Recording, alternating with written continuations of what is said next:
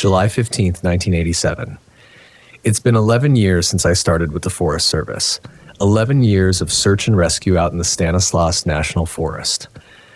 You get used to lost hikers, panicked families, and the occasional animal attack. But nothing could have prepared me for what happened that summer. The day started like any other. I was at the ranger station going through some paperwork when the call came in. A kid had gone missing a few hours back. His name was Tommy W., 9 years old, last seen on a trail near his campsite. The usual setup. My partner, Ray, and I headed out to the campsite. As we drove, I couldn't shake this feeling of unease. Maybe it was the way the trees seemed to loom over the road, their branches reaching out like gnarled fingers. Or maybe it was just the coffee I had that morning not sitting right. We arrived at the campsite just as the sun was starting to dip below the tree line. The first thing that struck me was the silence. Usually in these situations, you've got a bunch of panicked family members, other campers trying to help, but here it was just Tommy's parents standing by their tent, looking shell-shocked. Ray approached them first. "Mr. and Mrs. W?" he asked, his voice gentle. They nodded, and that's when I noticed something off about Mr. W. He kept glancing back at the tree line, his eyes darting from shadow to shadow. "Can you tell us what happened?" I asked, trying to keep my voice steady and professional.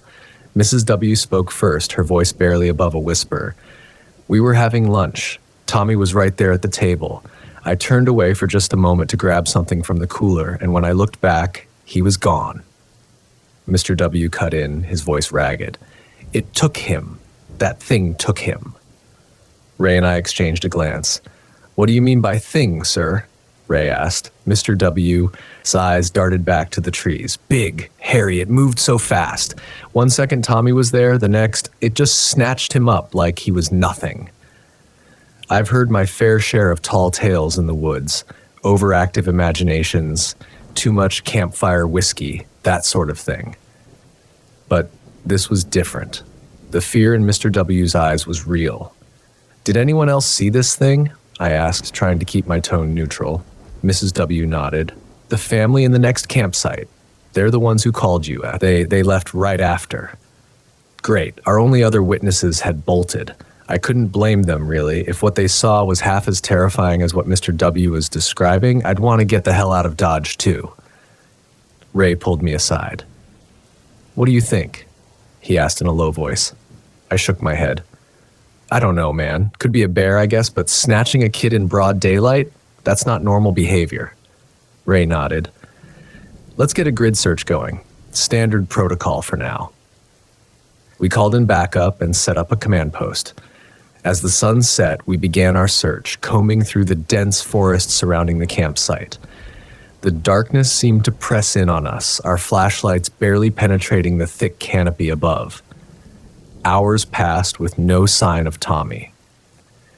We found a few footprints that might have been his, but they disappeared after a few yards. It was like the kid had vanished into thin air. As we regrouped near midnight, I noticed something odd. The forest had gone completely silent. No crickets, no rustling of small animals in the underbrush, nothing. It was as if the entire forest was holding its breath. That's when we heard it. A scream, high-pitched and terrified, echoing through the trees. It was coming from the northeast, deeper into the forest. "Tommy!" Mrs. W. cried out, trying to run toward the sound. Ray held her back while I radioed our position to the rest of the search team. "We're going in," I told Ray. He nodded, his face grim. In the harsh light of our flashlights, we moved quickly but cautiously through the underbrush, our senses on high alert. The scream had stopped, but now there was something else. A low rumbling sound, almost like a growl, deeper, more wrong somehow. We came to a small clearing, and that's when I saw it. At first, I thought it was a bear standing on its hind legs, but as my flashlight beam swept over it, I realized this was something else entirely. It was massive, easily 7 feet tall, covered in thick, dark fur, but it wasn't a bear. Its proportions were all wrong, its limbs too long, too human-like, and its face, God, its face. It wasn't quite human, not quite animal, something just wrong about it, twisted and strange. The thing was hunched over something small and still on the ground. With a sickening lurch in my stomach, I realized it was Tommy. "Hey!" I shouted, my voice cracking. The creature's head snapped up, its eyes reflecting the light of my flashlight like yellow marbles. It didn't look scared or even startled. It was sizing us up. Ray raised his rifle, but before he could get a shot off, the thing moved impossibly fast, crossing the clearing in what seemed like a single bound. I fired, the sound of the shot deafening in the quiet forest, but I missed. The creature slammed into me, knocking me to the ground. Pain exploded through my chest as its claws raked across me, tearing through my jacket like it was tissue paper. I could feel hot breath on my face, smelled the stench of rotting meat. Another shot rang out, and the creature jerked back. Ray had managed to hit it, but it didn't go down. Instead, it let out a roar that was like nothing I'd ever heard before. Not quite animal, not quite human. A sound of rage and pain that seemed to shake the very trees around us. The creature turned and bolted back into the trees, moving with a speed that shouldn't have been possible for something its size. I struggled to my feet, my hand pressed against my bleeding chest. "You okay?" Ray asked, his voice tight with concern. I nodded, though I was far from okay. "We need to follow it," I said through gritted teeth. "It's hurt. We can't let it get away." Ray looked like he wanted to argue, but he knew as well as I did that this might be our only chance. We followed the blood trail deeper into the forest to parts even I had never seen. The trees seemed older, gnarled and twisted. The blood trail ended at the mouth of a cave. Inside, we found bones, old and new, and the creature, wounded, cornered, but still dangerous. Our rifles roared, and after a brutal struggle, it fell. But as it died, those yellow eyes seemed to stare into me, with something like awareness. Tommy's remains were found in the cave. The official report called it an animal attack. But Ray and I knew the truth. I stayed with the Forest Service for another decade, but I never went into the deep woods alone again. And on quiet nights, when the wind whispers through the trees, I sometimes think I can hear that roar again. The sound of fury, pain, and something almost human. And I wonder what else is out there hiding in the shadows of our forests.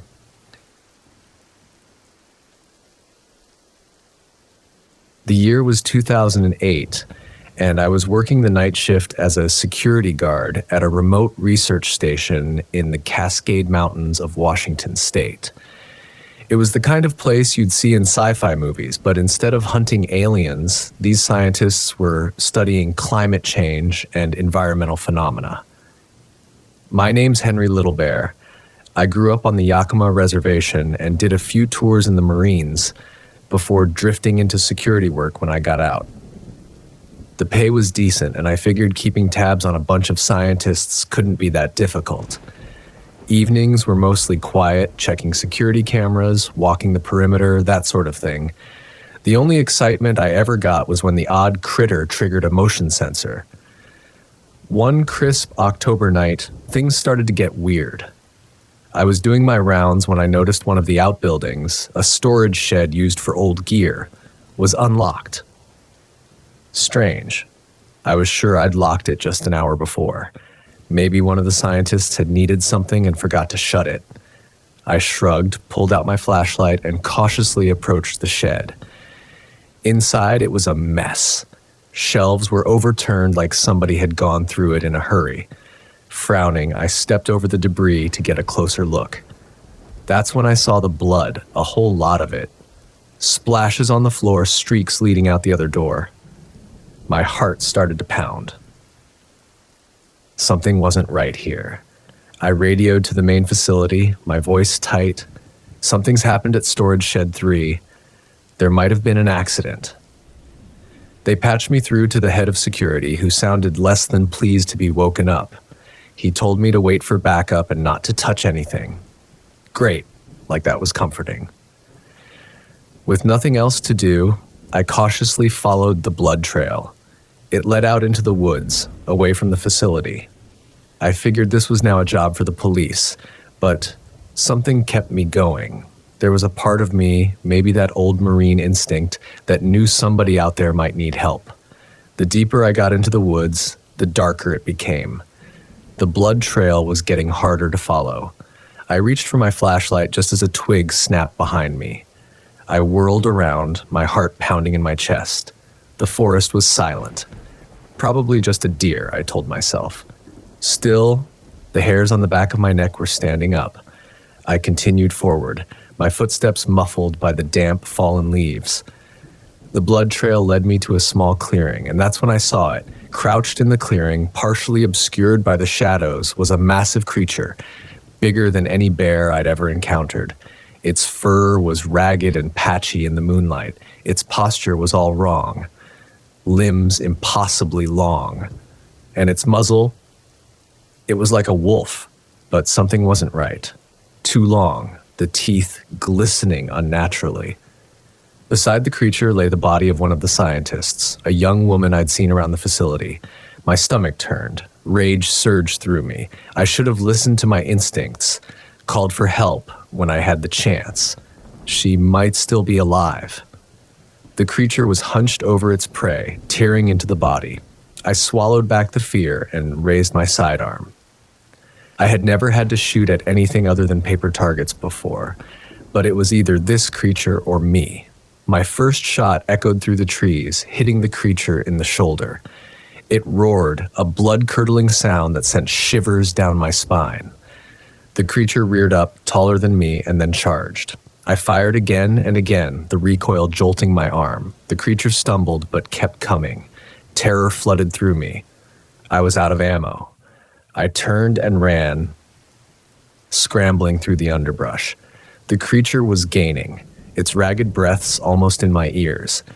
Behind me, I could hear it crashing through the trees. Up ahead, I saw a drop-off, a ravine leading down to the river. It was my only chance. I took a desperate leap. The ground rushed up to meet me. I hit the slope of the ravine hard and tumbled, my body battered by rocks and branches. I landed with a sickening thud at the bottom, the frigid river just a few feet away. Groaning, I tried to move, but a wave of pain washed over me. I'd broken something, leg or ribs, maybe both. Lying there, helpless, I listened. There was no sign of the creature. Maybe it hadn't followed me, or maybe it was just circling above, waiting for me to die. I forced myself to crawl toward the river. I managed to scoop up handfuls of the icy water and splash it on my face. The shock of it helped me focus. Dying out here wasn't an option. I looked back up the ravine. Climbing it was impossible, not in my condition. The river was my only way out. The water was freezing, but I figured the current would carry me downstream, where hopefully I'd find a road or signs of civilization. Mustering what little strength I had left, I dragged myself into the knee-deep water and let the current take me. The cold was excruciating, but the pain helped keep me conscious. The river twisted and turned, and I lost all sense of time. My vision blurred, but I clung to a desperate hope that help was waiting just around the next bend. Hours later, the sun started to break through the trees. I was beyond shivering, my body going numb. There was a roaring in my ears, and blackness started creeping in at the edges of my vision. And then I saw it. A bridge. With a final burst of adrenaline, I fought against the current, struggling toward the bank. I reached out, my fingers scraping against rough wood. I fumbled for a grip and managed to pull myself to safety, collapsing on the muddy riverbank. A truck rumbled over the bridge just as everything went dark. I woke up in a hospital bed days later. The doctor told me some hikers had found me unconscious under the bridge, suffering from hypothermia and a broken leg in several places. I told him about the creature, about the scientist, but he gave me a sad smile. The same look you reserve for crazy people. The police investigated, of course. Search and rescue scoured the woods, but there was no sign of the scientist's body or any creature matching my description. They wrote it off as a bear attack I somehow miraculously survived, or maybe just a bad case of hallucinations. I was released after weeks of physical therapy. I never went back to that research station, found a different line of work, tried to put it all behind me. But it's been years, and I haven't forgotten. Sometimes late at night, I wake in a cold sweat and think I hear something scratching at my window. After my encounter, I received an email from a man claiming to be a former employee at the research station. He said he had heard rumors about my experience and wanted to meet. Against my better judgment, I agreed. We met at a quiet diner just outside of Seattle. The man, who introduced himself as Dr. Robert Keller, was in his 60s with a neat gray beard and piercing blue eyes. He ordered coffee for both of us and then leaned in close. "Mr. Little Bear," he said, his voice barely above a whisper. "I believe what you saw that night was real, and I think I know why it was there." I felt a chill run down my spine. "What do you mean?" Dr. Keller took a deep breath. "The official story is that the research station was studying climate change. That was true, but it wasn't the whole truth. There was another project, highly classified. We were investigating anomalies." "Anomalies?" I repeated, confused. "Unexplained phenomena, sightings of creatures that shouldn't exist, electromagnetic disturbances, time dilation effects, things that defied conventional scientific explanation." I felt my heart rate increasing. "And you found something?" Dr. Keller nodded slowly. "We discovered, well, we're not sure what to call them. Weak points, maybe. Places where the fabric of reality seems thinner, where things from elsewhere can sometimes slip through." I sat back, my mind reeling. "Are you saying that creature came from another dimension or something?" "Possibly. Or maybe it's always been here, hiding in the spaces between what we perceive as reality. The point is, Mr. Little Bear, you're not crazy. What you saw was real, and it's not the only one out there." We talked for hours. Dr. Keller told me about other incidents, other sightings. He explained how the government had been covering up these occurrences for decades, fearing mass panic if the truth got out. By the time we parted ways, my head was spinning with new information. In the weeks that followed, I found myself unable to let it go. I started taking camping trips into the Cascades, telling myself I was just enjoying nature, but always with an eye out for anything unusual. I upgraded my camera, bought night vision goggles, and even invested in some motion-activated trail cams. For months, nothing happened. I began to wonder if Dr. Keller had been pulling my leg, or if perhaps he was as delusional as the people I dismissed earlier. But then, on a crisp autumn night, much like the one when I'd had my first encounter, everything changed. I was camped near a small lake, miles from the nearest road. Around midnight, I was awoken by a strange humming sound. At first, I thought it might be tinnitus, but as I became more alert, I realized it was coming from outside my tent. Cautiously, I unzipped the tent flap and peered out. What I saw defied explanation. The lake was rippling, not from wind or fish, but as if the very surface was undulating like fabric in a breeze. And hovering above the center of the lake was a swirling mass of light, pulsating with colors I couldn't even name. I fumbled for my camera, my hands shaking so badly I could barely operate it. As I watched through the viewfinder, something began to emerge from the light. It was hard to focus on, like my eyes couldn't quite process what they were seeing. It seemed to shift and change, one moment looking almost human, the next like some kind of insectoid creature. And then, as suddenly as it had appeared, the light winked out. The thing, whatever it was, dropped into the lake with a splash. The water settled and everything was still. I sat there for hours, my camera trained on the lake, waiting for something else to happen. But as the sun began to rise, painting the sky in shades of pink and gold, I realized that the show was over. When I got home, I immediately checked my camera. To my dismay, most of the photos were blurry or completely black, but one, just one, showed a clear image of the light over the lake. It wasn't proof, not really, but it was something. I sent the photo to Dr. Keller along with a detailed account of what I'd seen. His reply was brief but excited. He wanted to meet again, said he had more to tell me. But the day before our scheduled meeting, I received another email, this one from an address I didn't recognize. The message was short. They know you've seen. Be careful. Trust no one. I tried to contact Dr. Keller, but his phone was disconnected and my emails bounced back. It was as if he'd vanished into thin air. That was 3 years ago. Since then, I've been careful. I've moved several times, always looking over my shoulder. I don't know who they are, government agents, other researchers, or maybe something else entirely. But I know I'm being watched. I've continued my research, but quietly. I've made connections with others who've had similar experiences, built a network of people seeking the truth. We're careful, communicating through encrypted channels and meeting only in secure locations. Sometimes, I wonder if I should have just forgotten about that night in the woods, if I should have accepted the official explanation and moved on with my life. But I can't. Not now that I know what's out there. The world is stranger and more dangerous than most people realize. There are things lurking in the shadows, things that defy our understanding of reality.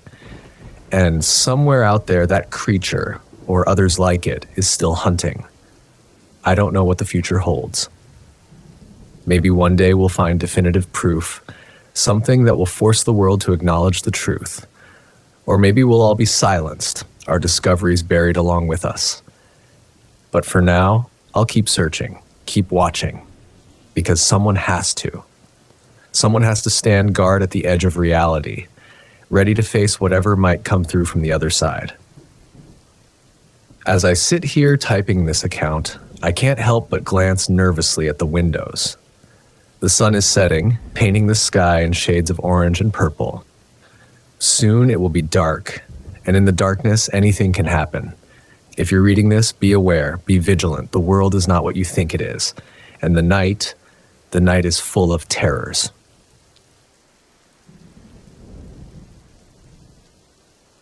The sun hung low on the horizon, painting the vast Navajo reservation in hues of orange and purple as I pulled my battered pickup into the gravel lot of the trading post. It was 1993, and the world seemed to be changing faster than I could keep up. But here, in this remote corner of Arizona, time seemed to move at its own pace. I killed the engine and sat for a moment, gathering my thoughts. The trading post was a lifeline for many on the reservation, a place where necessities, gossip, and occasional work could be found. I needed all three. As I stepped out of the truck, the dry heat hit me like a physical force. Dust swirled around my boots, a constant companion in this arid landscape. The trading post was a weathered wooden structure, its paint peeling under the relentless sun. A bell jingled as I pushed open the door, stepping into the dim interior. The smell hit me first, a mixture of leather, tobacco, and something indefinably old. Shelves lined the walls, stocked with everything from canned goods to handcrafted jewelry. Behind the counter stood a stout woman with graying hair pulled back in a tight bun. Her sharp, assessing eyes locked onto me as I approached. "Help you?" she asked, her voice gruff but not unkind. I cleared my throat. "Name's Joshua Treehorn. I'm looking for work. Anything at all." She sized me up, her gaze lingering on my worn boots and faded jeans. I knew what she saw, a man down on his luck, desperate for any opportunity. But I held her gaze, refusing to flinch under her scrutiny. "You any good with horses, Mr. Treehorn?" she finally asked. I nodded, perhaps a bit too eagerly. "One of the best," I assured her, though it had been years since I'd sat in a saddle.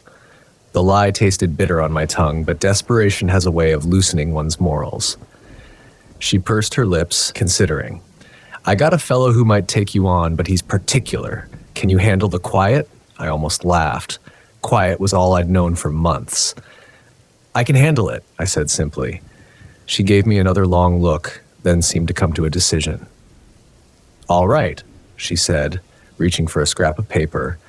"Head north towards Shiprock. About 10 miles out, you'll see a big old white ranch house with a horse barn behind it. Name's Walter Duncan. Tell him Loretta sent you." I pocketed the paper, nodding my thanks. As I turned to leave, Loretta's voice stopped me. "Mr. Treehorn," she said, her tone softer now. "Be careful out there. Walter Duncan, well, he's got some strange ideas, but he pays fair and he needs the help." I nodded again, wondering what exactly I was getting myself into. But beggars can't be choosers, and I was most definitely begging. The drive north was a solitary one. Nothing but endless stretches of red rock and scrub brush for company. As the miles ticked by, I found my mind wandering, replaying the series of events that had led me to this point. I'd grown up on the reservation, left for college with big dreams, only to return a decade later with my tail between my legs. The world outside had chewed me up and spit me out, leaving me with nothing but a useless degree and a mountain of debt. Coming back had felt like failure, but it was the only option left. The sun was setting by the time I spotted the ranch house Loretta had described. It was an imposing structure, 2 stories of weathered white wood standing stark against the darkening sky. Behind it, I could make out the silhouette of a large barn. As I pulled up the long driveway, I noticed something odd. The pastures on either side were full of horses. More horses than any working ranch would need. They seemed restless, pacing the fence lines and tossing their heads. A shiver ran down my spine, though I couldn't say why. I parked in front of the house and climbed out of the truck, my boots crunching on the gravel. The porch light flickered on and a tall, lean figure stepped out onto the porch. "Mr. Duncan?" I called out, approaching cautiously. "Loretta at the trading post sent me. I'm here about the work." The man on the porch didn't move, didn't speak. As I got closer, I could make out his features in the dim light. Older than I'd expected, probably in his 60s, with a weathered face and piercing blue eyes. Those eyes fixed on me with an intensity that was almost uncomfortable. "You Navajo?" he asked abruptly. I nodded. "Yes, sir. Joshua Treehorn." He grunted, then turned and walked back into the house without another word. After a moment's hesitation, I followed. The interior of the house was as strange as its owner. Taxidermy lined the walls, not just the usual deer heads and fish, but more exotic specimens. A snarling mountain lion crouched in one corner, while the glassy eyes of various birds of prey seemed to follow my movements. The air was thick with the smell of leather, and something else, something I couldn't quite place. Duncan led me into a cluttered living room and gestured for me to sit in a worn armchair. He remained standing, looming over me like a judge about to pass sentence. "Loretta says you're good with horses," he said without preamble.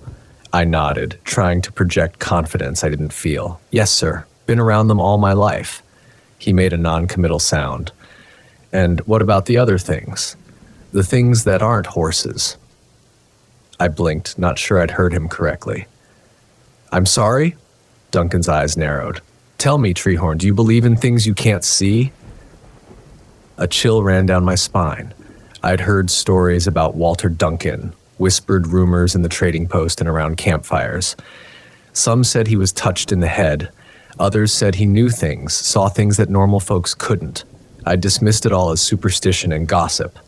Now, face to face with the man himself, I wasn't so sure. "The old stories," I said carefully. "Some truth in them, I suppose. Spirits, skinwalkers, maybe." Duncan nodded, a fierce light coming into his eyes. "Not stories," he said, his voice low and intense. "Things, out there in the darkness. Things that don't follow the rules." He started to pace, his boots thumping against the hardwood floor. "Something's been at my herd," he continued. "Killing horses. Not for food, for sport almost. Leaves them torn up, insides on the outside." I felt my stomach turn. "Mountain lion, maybe?" I suggested weakly. Duncan shook his head violently. "No cat I've ever seen could do what's been done to my horses. This thing, it ain't natural." He stopped pacing and fixed me with that piercing stare again. "You want work, Treehorn? Here it is. Help me find what's killing my horses. Help me stop it." I hesitated. Every instinct told me to get up, walk out, and never look back. But the thought of returning to the trading post empty-handed, of admitting defeat yet again, was too much to bear. "All right," I heard myself say. "I'll help." We set out at first light, Duncan leading the way through the mist-shrouded pasture. It didn't take long to find the latest victim, a mare, torn open in a way I'd never seen before. I knelt down, examining the tracks around the carcass. They were unlike anything I'd ever encountered. Massive prints, but distorted somehow, as if the creature that made them was constantly shifting its shape. "What do you think it is?" I asked, standing up and wiping my hands on my jeans. Duncan's eyes were fixed on the horizon. "There are old stories," he said slowly. "Things that walk between worlds, shapeshifters, skinwalkers, some call them." I felt a chill that had nothing to do with the morning air, the old stories, the ones my grandmother used to tell. I'd always thought they were just that, stories. But looking at the carnage before me, I wasn't so sure anymore. "So what do we do?" I asked. Duncan turned to me, his eyes hard. "We hunt it," he said simply, "before it kills again." The next few days fell into a grim routine. We'd spend our mornings checking the perimeter of the ranch, looking for signs of the creature's return. Afternoons were devoted to research. Duncan had a surprisingly extensive library on Navajo folklore and cryptozoology. Evenings found us sitting on the porch, rifles across our laps, watching the shadows lengthen across the land. Despite the circumstances, I found myself warming to Duncan. He was gruff and taciturn, but there was a sharp intelligence behind those piercing eyes. As the days wore on, he began to open up, sharing stories of his life on the ranch and the strange occurrences he'd witnessed over the years. "Been here 40 years, he told me one evening as we sat watching the sunset. "Seen things that would turn a man's hair white overnight, but nothing like this. Nothing this malevolent." I nodded, sipping from the mug of coffee in my hands. "You ever think about leaving?" I asked. Duncan snorted. "And go where? This is my home, my responsibility. Can't just run away, 'cause things get tough." His words hit close to home, reminding me of my own flight from the reservation years ago. I'd run when things got tough, and look where it had gotten me. As if reading my thoughts, Duncan spoke again. "What about you, Treehorn? What brought you back to the res?" I sighed, staring out at the darkening landscape. "Thought I could make it in the outside world," I said. "Turns out the outside world didn't much care for me." Duncan grunted. "World out there, it's got its own kind of monsters. Different from what we're dealing with here, but just as dangerous in their own way." We lapsed into silence after that, each lost in our own thoughts. As the last light faded from the sky, I couldn't shake the feeling that something was watching us from the darkness beyond the porch light's reach. The interior of the house was as strange as its owner. Taxidermy lined the walls, not just the usual deer heads and fish, but more exotic specimens. A snarling mountain lion crouched in one corner, while the glassy eyes of various birds of prey seemed to follow my movements. The air was thick with the smell of leather and something else, something I couldn't quite place. Duncan led me into a cluttered living room and gestured for me to sit in a worn armchair. He remained standing, looming over me like a judge about to pass sentence. "Loretta says you're good with horses," he said without preamble. I nodded, trying to project confidence I didn't feel. "Yes, sir. Been around them all my life." He made a non-committal sound. "And what about the other things? The things that aren't horses?" I blinked, not sure I'd heard him correctly. "I'm sorry?" Duncan's eyes narrowed. "Tell me, Treehorn, do you believe in things you can't see?" A chill ran down my spine. I'd heard stories about Walter Duncan, whispered rumors in the trading post and around campfires. Some said he was touched in the head. Others that he knew things, saw things that normal folks couldn't. I dismissed it all as superstition and gossip. Now, face to face with the man himself, I wasn't so sure. "The old stories," I said carefully. "Some truth in them, I suppose. Spirits, skinwalkers, maybe." Duncan nodded, a fierce light coming into his eyes. Not stories, he said, his voice low and intense. Things, out there in the darkness. Things that don't follow the rules. He started to pace, his boots thumping against the hardwood floor. Something's been at my herd, he continued. Killing horses. Not for food, for sport almost. Leaves them torn up, insides on the outside. I felt my stomach turn. Mountain lion, maybe, I suggested weakly. Duncan shook his head violently. No cat I've ever seen could do what's been done to my horses. This thing, it ain't natural. He stopped pacing and fixed me with that piercing stare again. You want work, Treehorn? Here it is. Help me find what's killing my horses. Help me stop it. I hesitated. Every instinct told me to get up, walk out, and never look back. But the thought of returning to the trading post empty-handed, of admitting defeat yet again, was too much to bear. All right, I heard myself say, I'll help. The next morning, I followed Duncan out to the pasture. The sight that greeted me was worse than I'd ever seen before. I knelt down, examining the tracks around the carcass. They were unlike anything I'd ever encountered. Massive prints, but distorted somehow, as if the creature that made them was constantly shifting its shape. What do you think it is? I asked, standing up and wiping my hands on my jeans. Duncan's eyes were fixed on the horizon. There are old stories, he said slowly.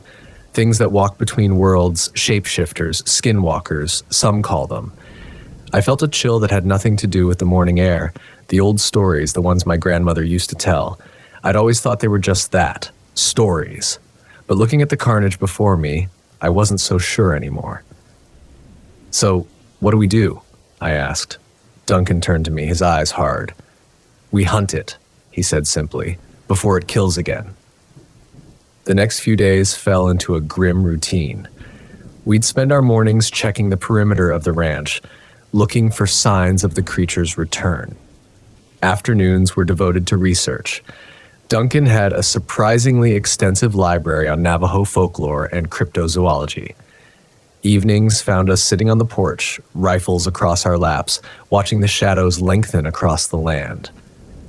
Despite the circumstances, I found myself warming to Duncan. He was gruff and taciturn, but there was a sharp intelligence behind those piercing eyes. As the days wore on, he began to open up, sharing stories of his life on the ranch and the strange occurrences he'd witnessed over the years. Been here 40 years, he told me one evening as we sat watching the sunset. Seen things that would turn a man's hair white overnight. But nothing like this. Nothing this malevolent. I nodded, sipping from the mug of coffee in my hands. You ever think about leaving? I asked. Duncan snorted. And go where? This is my home, my responsibility. Can't just run away because things get tough. His words hit close to home, reminding me of my own flight from the reservation years ago. I'd run when things got tough, and look where it had gotten me. As if reading my thoughts, Duncan spoke again. What about you, Treehorn? What brought you back to the res? I sighed, staring out at the darkening landscape. Thought I could make it in the outside world, I said. Turns out the outside world didn't much care for me. Duncan grunted. World out there, it's got its own kind of monsters, different from what we're dealing with here, but just as dangerous in their own way. We lapsed into silence after that, each lost in our own thoughts. As the last light faded from the sky, I couldn't shake the feeling that something was watching us from the darkness beyond the porch light's reach. It was 3 nights later that everything came to a head. I was jolted awake by the sound of gunshots and horses screaming. I scrambled out of bed, grabbing the rifle Duncan had given me, and raced downstairs. Duncan was already on the porch, his own rifle raised. There, he shouted, pointing towards the far pasture. At first, I couldn't see anything in the darkness. Then the clouds parted, moonlight spilling across the land, and I saw it. It was huge, easily the size of a bear, but it moved with a fluid grace that no bear could match. Its form seemed to shift and change as it moved, sometimes appearing almost human, other times more like a massive wolf. But its eyes. Its eyes glowed with an unholy red light that seared itself into my brain. Duncan fired again, the sound deafening in the still night air. The creature let out a howl that made my blood run cold, a sound that was neither human nor animal, but something in between. "We've got to draw it away from the horses," Duncan yelled, already moving towards the barn. I followed, my heart pounding in my chest. We ran towards the creature, firing as we went. Our bullets seemed to have little effect. They slowed it down but didn't stop it. As we got closer, I could smell it, a rank, musky odor that burned my nostrils. The creature turned towards us, its red eyes fixing on me with terrifying intensity. For a moment, time seemed to stand still. I was aware of everything. The cool night air on my skin, the weight of the rifle in my hands, the thundering of my own heartbeat. Then the creature charged. What followed was a blur of violence and terror. We fought and ran and fought, leading the creature away from the horses and towards the rocky outcroppings at the edge of Duncan's property. Our rifles were soon empty, reduced to makeshift clubs as we battled for our lives. I lost track of time, aware only of the desperate struggle for survival. At some point, I found myself separated from Duncan, backed up against a sheer rock face with the creature advancing on me. Its form had stabilized now into something vaguely wolf-like, but larger and more nightmarish than any wolf I'd ever seen. Saliva dripped from its massive jaws as it stalked towards me, clearly savoring the moment before it struck. In that moment, with death staring me in the face, something strange happened. A calm settled over me, and I heard my grandmother's voice in my head, reciting an old prayer. Without conscious thought, I began to speak the words aloud. The creature hesitated, cocking its head as if confused. I continued the prayer, my voice growing stronger with each word, and then, to my amazement, the creature began to back away. A shot rang out, and the creature yelped in pain. Duncan emerged from the shadows, his face bloodied but triumphant. "The old ways," he said, nodding approvingly. "Should have known." Together we advanced on the creature, me reciting the prayer and Duncan firing his reloaded rifle. With each word and each shot, the creature seemed to diminish, its form becoming less substantial.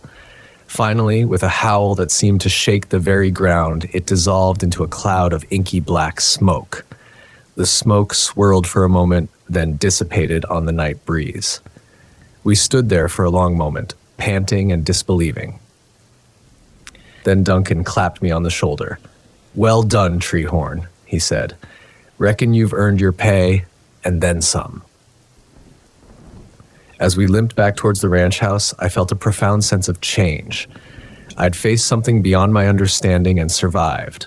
More than that, I'd reconnected with a part of myself I thought I'd left behind, the part that believed in the old ways, the old stories.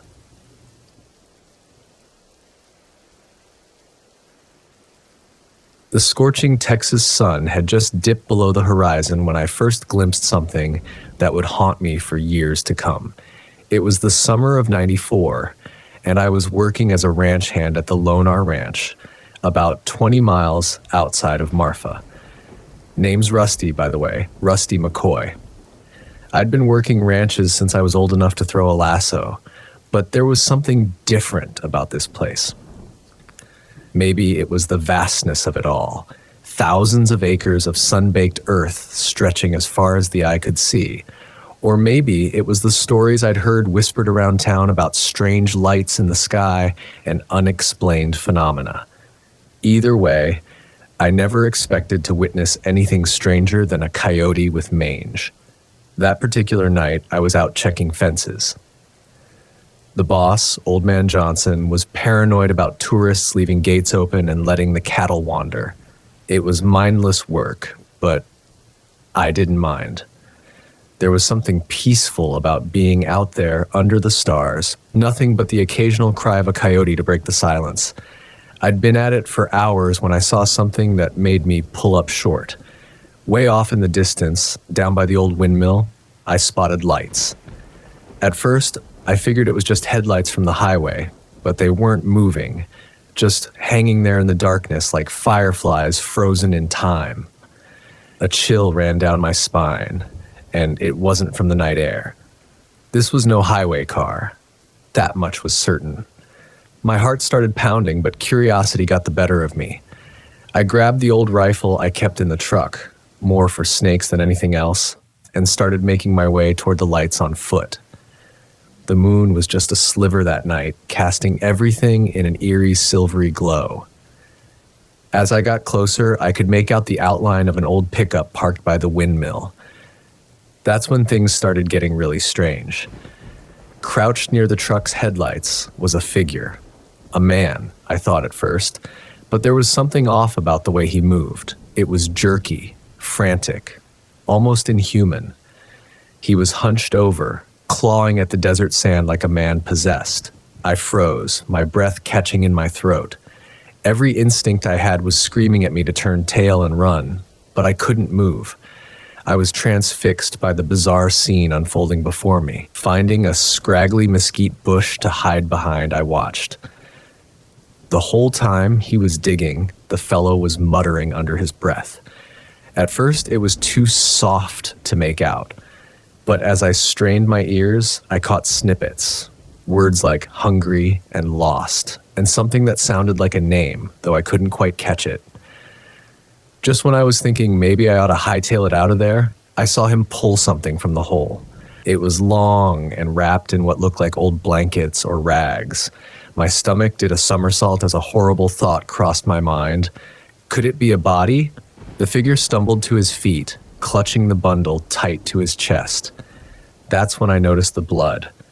Even in the dim light, I could see that the front of his shirt was soaked, dark stains gleaming wetly in the moonlight.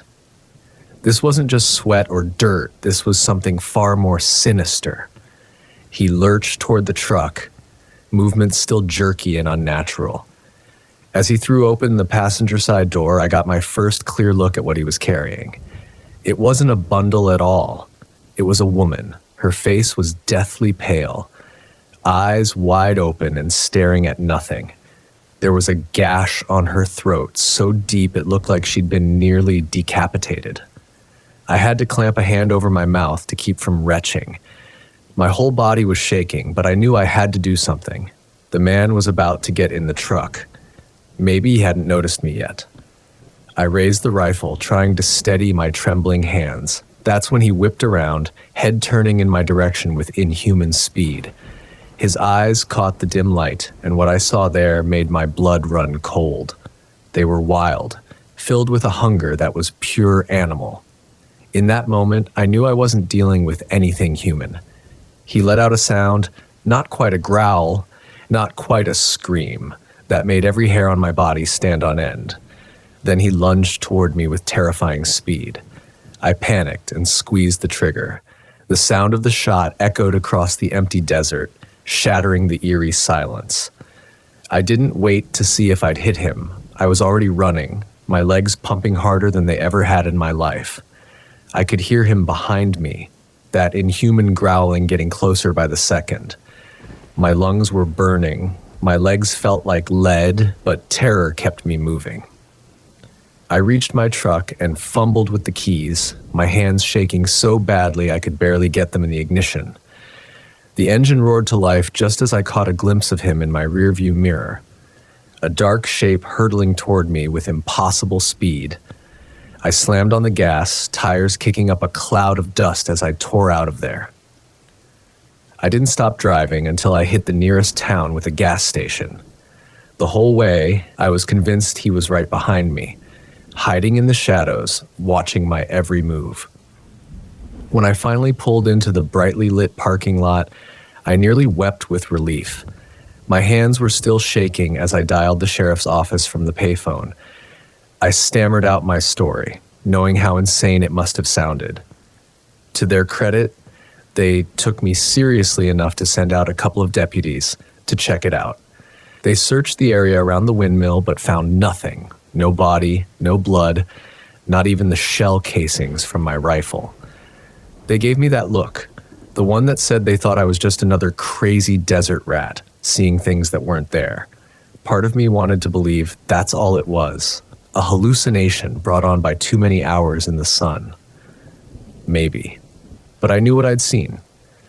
The memory of those inhuman eyes, the grotesque wound on the woman's throat. It was all too vivid, too real to be a figment of my imagination.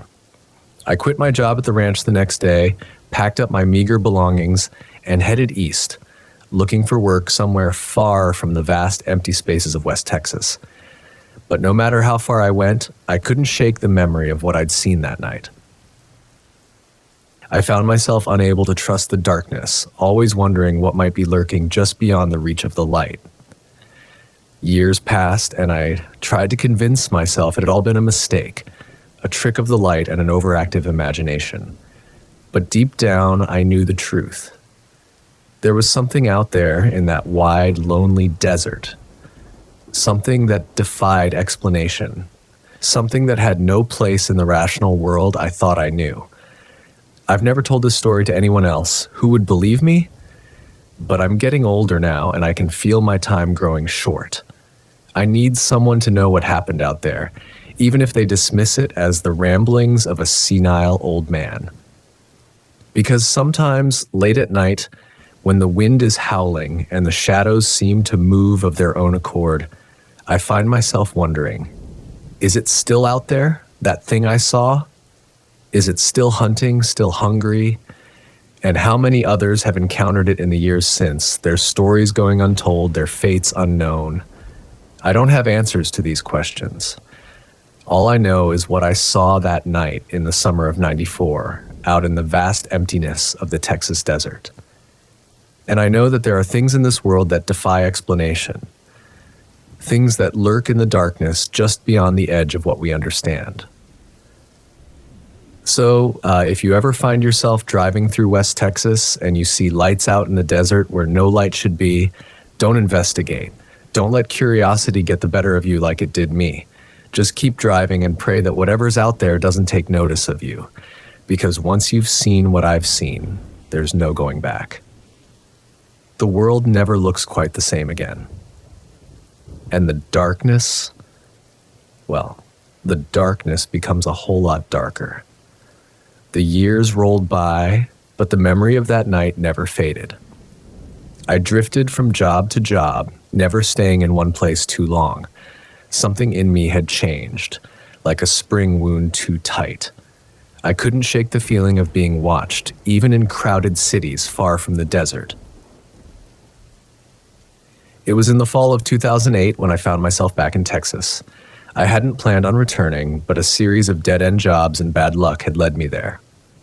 I was working as a night watchman at a warehouse in El Paso, a job that suited my newfound aversion to sleep. One night, as I was making my rounds, I overheard two of the truckers talking. They were discussing a series of disappearances out near Marfa. My blood ran cold as I listened to them describe how folks had gone missing without a trace, their vehicles found abandoned on lonely stretches of highway.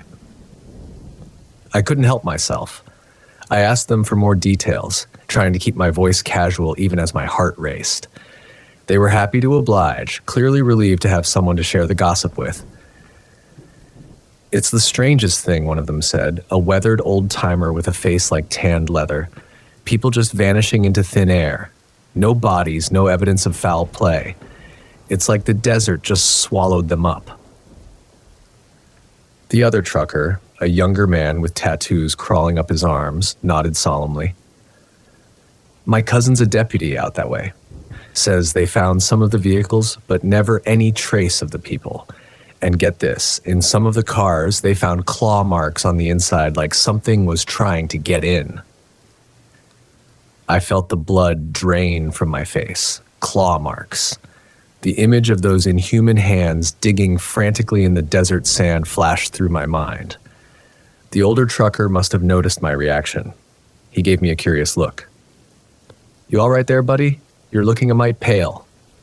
I mumbled something about not feeling well and quickly excused myself. My mind was reeling. Could it be the same thing I'd encountered all those years ago? Had it been out there all this time? Hunting? The rest of my shift passed in a blur. By the time dawn broke, I'd made a decision. I had to go back. I had to know if what I'd seen that night in '94 was connected to these disappearances. I quit my job that morning and hit the road, heading west towards Marfa. The closer I got, the more my anxiety grew. What was I doing? I'd spent years trying to forget what I'd seen, and now I was driving straight back into it. But I couldn't turn back. I needed answers, even if they terrified me. I rolled into Marfa late in the afternoon, the town looking much the same as I remembered it. I checked into a cheap motel on the outskirts of town, planning to start my investigation in the morning. Sleep didn't come easy that night. Every sound had me on edge. The hum of the ancient air conditioner, the occasional passing car, the wind whistling through the gaps in the window frame. When I finally did drift off, my dreams were filled with dark shapes and hungry eyes. The next morning, I headed to the local diner.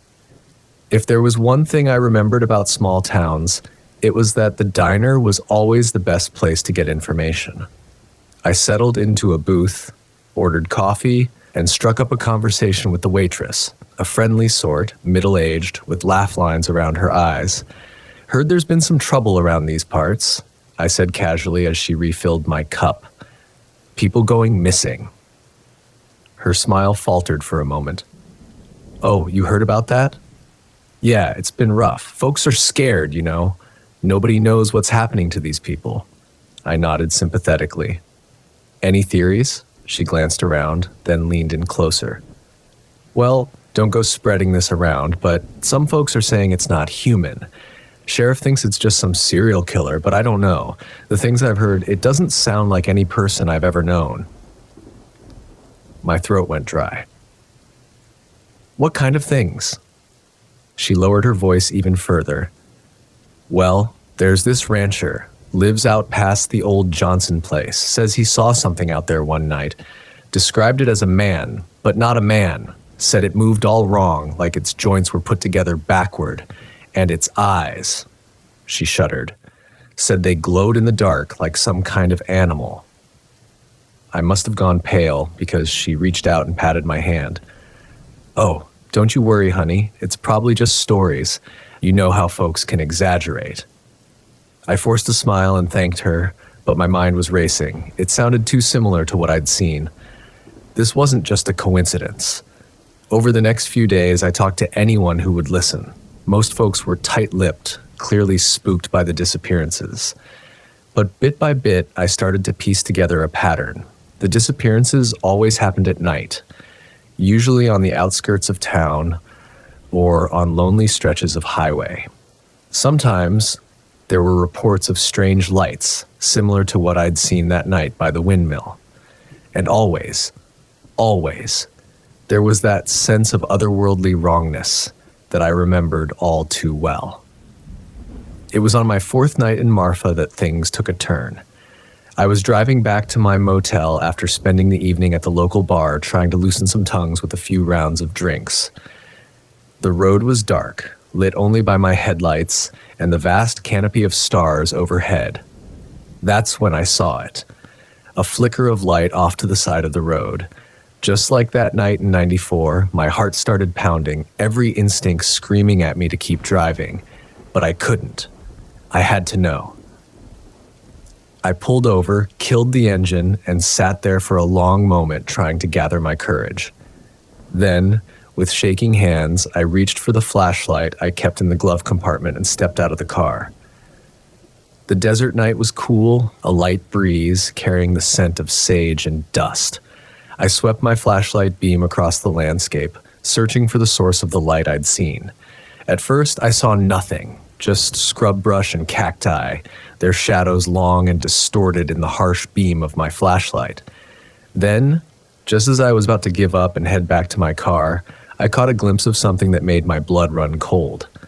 There, partially hidden behind a large boulder, was a vehicle.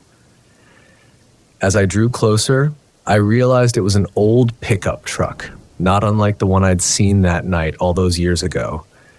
My hands were shaking so badly I could barely keep the flashlight steady.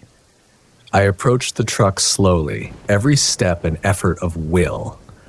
As I rounded the boulder, the beam of my flashlight fell on something that stopped me in my tracks. The driver's side door was open, and there on the seat was a dark stain. Even in the harsh glare of the flashlight, I could tell it was blood. I stumbled backward, my breath coming in short, sharp gasps. This was it. This was real. Whatever I'd seen all those years ago, it was still out here, still hunting. That's when I heard it. A sound that made every hair on my body stand on end. It was a low, guttural growl, but there was something off about it, something that didn't sound quite animal or human. I whirled around, my flashlight beam cutting through the darkness, and there, at the edge of the light, I saw a pair of eyes reflecting back at me. They were unlike any eyes I'd ever seen, too large, too bright, filled with an intelligence that was decidedly not human. For a moment, we stood there frozen, me rooted to the spot with terror, and it watching, waiting. Then it moved. It was so fast I barely saw it. One moment it was at the edge of my flashlight beam, the next it was almost on top of me. I caught a glimpse of a form that was vaguely human-shaped, but wrong in ways I couldn't quite process. Limbs too long, joints bending in impossible ways, skin that seemed to shift and ripple in the moonlight. I didn't think. I ran. Ran faster than I ever had in my life, fueled by a primal terror that overrode every other thought. I could hear it behind me, that inhuman growling growing louder. I reached my car, fumbling with the keys. Just as I wrenched the door open, I felt something grab my ankle. I kicked out blindly, felt my foot connect with something solid. There was a hiss of pain, the most human sound I'd heard from the creature, and the grip on my ankle loosened. I threw myself into the car, slammed the door, and jammed the key into the ignition. As the engine roared to life, I caught a glimpse of it in my rearview mirror.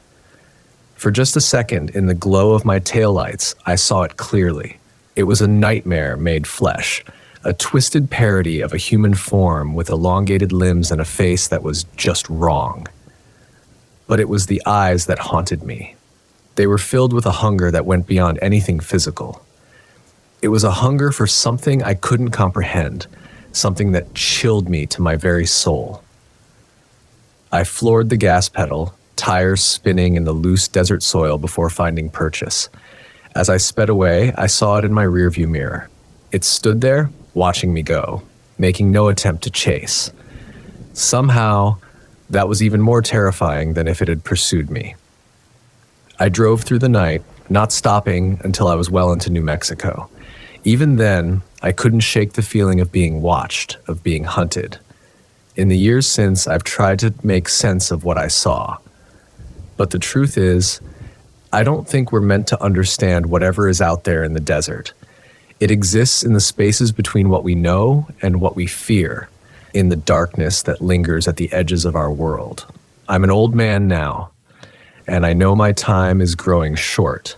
That's why I'm telling this story, not because I expect anyone to believe me, but because someone needs to know. If you find yourself driving through West Texas and you see lights where no light should be, don't stop.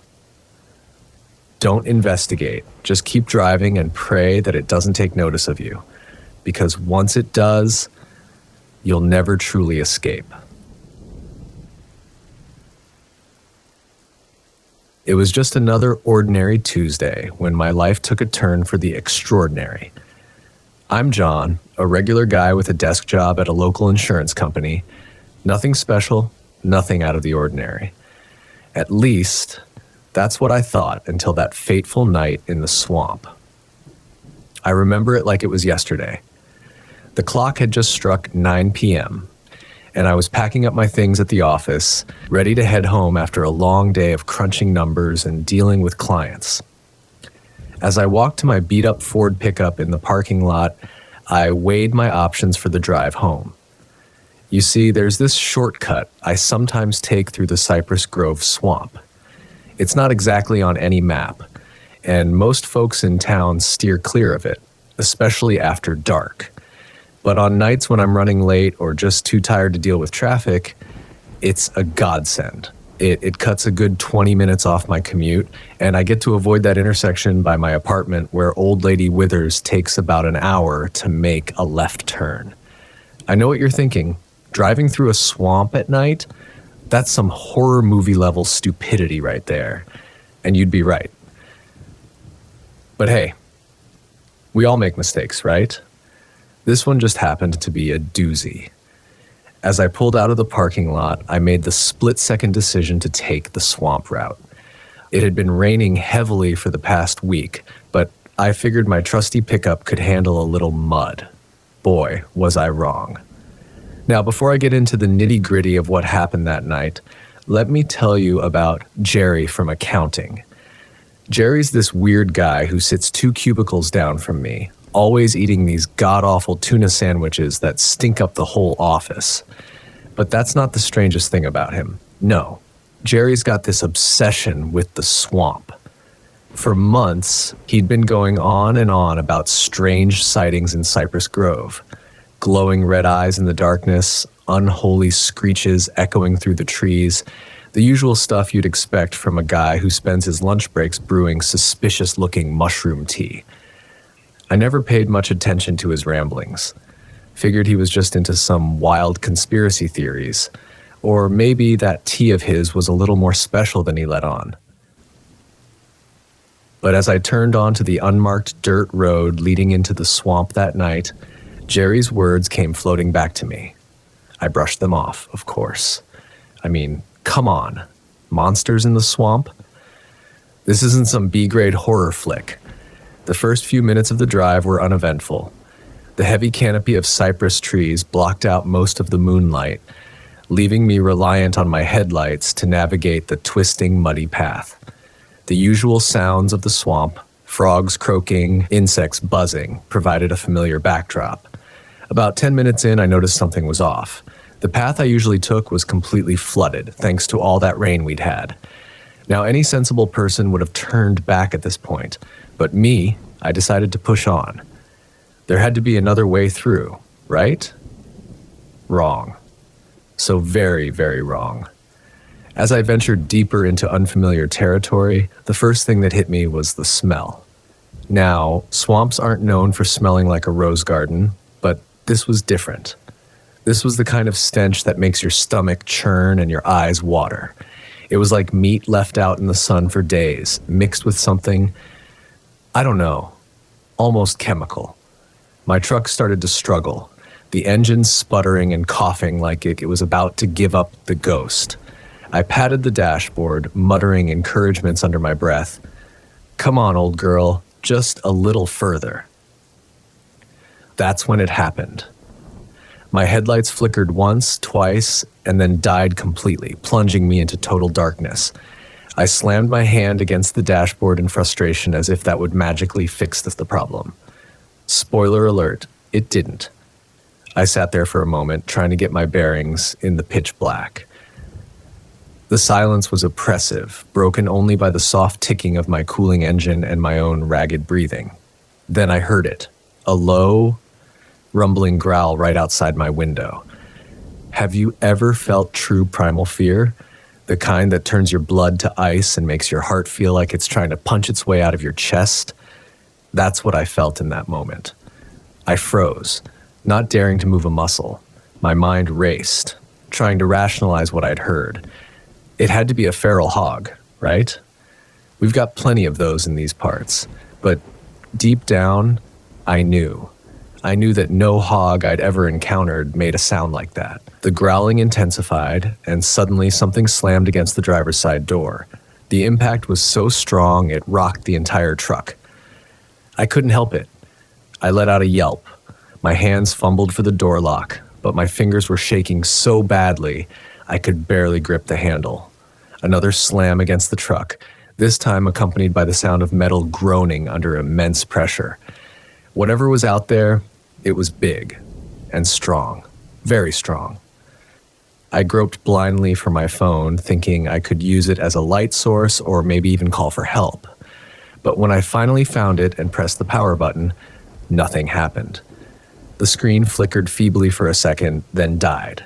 Perfect. Just perfect. The next sound I heard nearly made my heart stop. It was the slow, deliberate scraping of claws against metal. The creature, because at this point, I was certain it wasn't any animal I was familiar with, was dragging its claws along the side of my truck. I squinted into the darkness, trying to make out any details of what was attacking me. For a brief moment, I caught a glimpse of a massive silhouette hunched over my hood. It was enormous, easily dwarfing my pickup in the feeble moonlight that managed to filter through the trees. I could just barely make out leathery skin stretched tight over an oddly shaped frame, a hunched back, and long, gangly limbs that ended in what looked like massive claws. Suddenly, the creature whipped around, and for a split second, I swear I saw a pair of eyes glowing red in the darkness. They were like smoldering embers, burning with an otherworldly intensity that sent a fresh wave of terror coursing through me. But they vanished as quickly as they had appeared, leaving me to doubt what I had just witnessed. That moment of doubt was all I needed to kickstart my survival instincts. With a surge of adrenaline, I managed to wrestle the truck door open. I stumbled out, nearly tripping over my own feet in my haste to get away from whatever that thing was. I took off running into the undergrowth, the gnarled branches of cypress trees tearing at my clothes as I pushed through. Behind me, I heard an ear-splitting shriek that sounded like no earthly creature I'd ever encountered. It was followed by the sound of something immense crashing through the trees in pursuit. I ran blindly through the swamp, my lungs burning, my heart pounding so hard I could hear the blood rushing in my ears. Thorns ripped at my skin, and roots seemed to reach up from the ground to trip me. I had no idea where I was going. My only thought was to put as much distance between myself and that creature as possible. In my panic, I didn't notice the sudden dip in the terrain. My foot caught on something, a root, a rock, who knows, and I went tumbling down what felt like a muddy incline. I rolled head over heels, unable to stop my descent. My head smacked against something hard, and I tasted blood in my mouth. I came to a stop at the bottom of the incline, lying face down in the muck.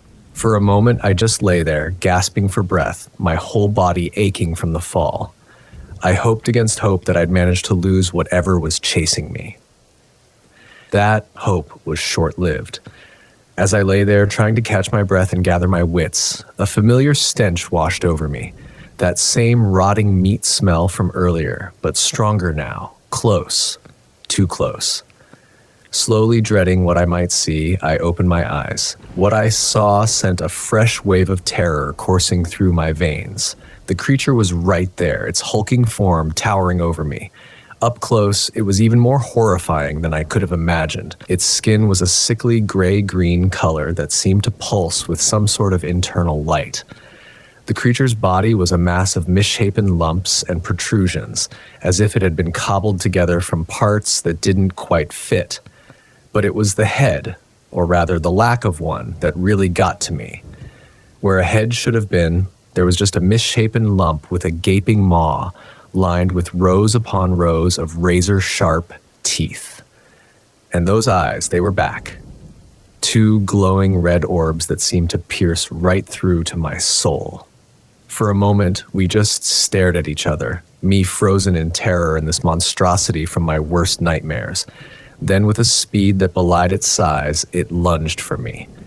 I let out a scream, raising my arms instinctively in a pathetic attempt to defend myself. I braced for the impact, for the tearing of flesh and the agonizing pain that was sure to follow. The creature's teeth sank into my shoulder, a free tap, and a blinding pain shot through my body. I cried out, the sound muffled by the thick, fetid air of the swamp. Desperation lent me strength I didn't know I had. I thrashed and kicked, my hands finding purchase on its leathery hide. Somehow, through sheer luck or maybe just survival instinct, I managed to break free. I scrambled away, leaving a trail of blood on the marshy ground. The creature roared in frustration, a sound that shook the trees around us and sent birds scattering into the night sky. It lunged for me again, but this time I was ready. I rolled to the side, narrowly avoiding its deadly claws, but I knew I couldn't keep this up forever. My limbs felt like lead, my body screaming in protest at every movement. I needed a weapon, anything to even the odds. That's when I saw it. A flicker of movement caught my eye, my old fishing rod. I must have dropped it when I fell down the embankment. It wasn't much, but it was better than nothing. Lurching forward, I snatched up the rod, swinging the clunky metal pole like a makeshift weapon. The creature hissed, taken aback by my sudden offensive. I took advantage of its momentary hesitation to scramble up the muddy embankment I'd fallen down earlier. Reaching the top, I whirled around, expecting the creature to be hot on my heels, but for a moment there was nothing. No sound, no movement, only the oppressive silence of the swamp. Then that horrible stench filled my nostrils again, and I knew it was close. Suddenly, it erupted from the undergrowth, scrambling up the bank with surprising agility for something so large. I swung the fishing rod blindly, more out of panic than any real strategy. By some miracle, I managed to score a glancing blow against its monstrous head.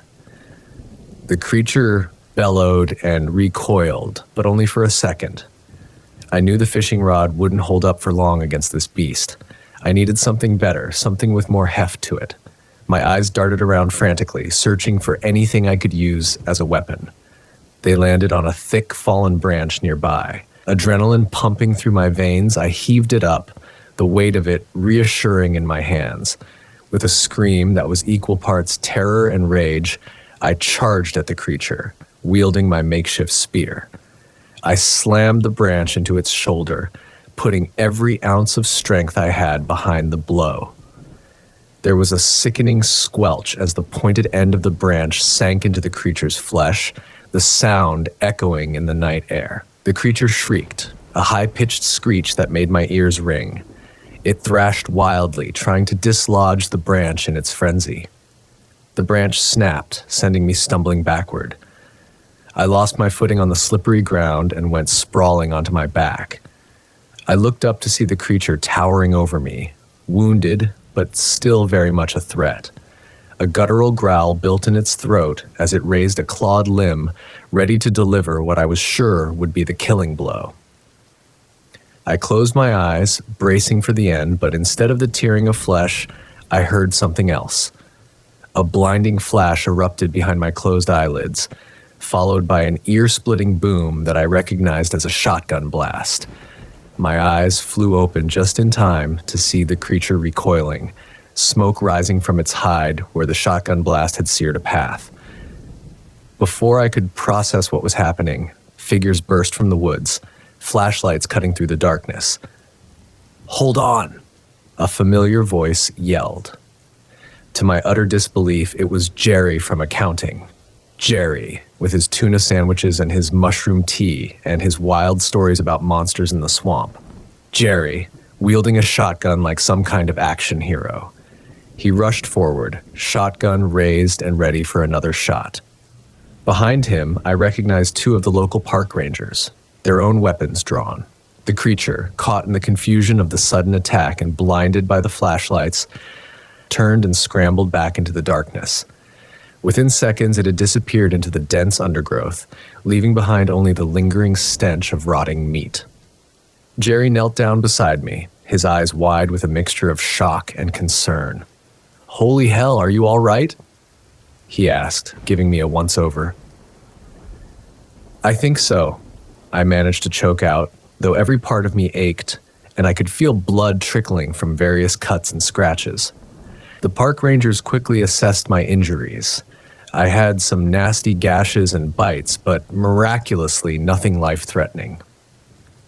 They patched me up as best they could with the contents of their first aid kit, all the while peppering me with questions about what had happened. The drive out of the swamp passed in a blur of flashing emergency lights and concerned queries. I gave what details I could, describing the monstrous creature with its grotesque form and putrid stench. Jerry and the rangers exchanged worried glances as I spoke, but they nodded understandingly. It wasn't until we were safely out of the swamp and I was being loaded into an ambulance that the full weight of what had happened began to sink in. I had come face to face with something that shouldn't exist, something straight out of a nightmare, and I had survived. The next morning, I woke in a hospital bed, my body a patchwork of bandages and stitches. The local news was already running the story, though thankfully they hadn't released my name yet. The headlines were sensational: monster in the swamp and local man's terrifying encounter with unknown creature. By midday, news crews had descended on Cypress Grove Swamp like vultures on a carcass. Police tape blocked off the area where I had my encounter, and a team of investigators combed the scene for evidence. To everyone's surprise, they found plenty. There were massive footprints in the mud, larger than any bear tracks they'd ever seen. Scraps of coarse, unidentifiable fur were found snagged on thorns, and my poor old fishing rod, bent and mangled almost beyond recognition, stood as a testament to the strength of whatever had attacked. The story quickly became a media sensation. I was interviewed on local news channels and even got a brief spot on some national programs. Skeptics abounded, of course. Many dismissed my story as a hoax or the ravings of a man who'd had too much to drink before driving home. But through it all, there was Jerry, good old Jerry from accounting, with his stinky tuna sandwiches and his wild theories. He became my unofficial spokesperson, defending me at every turn and backing up my story with his own account of that night in the swamp. Together, we made an unlikely but surprisingly effective team.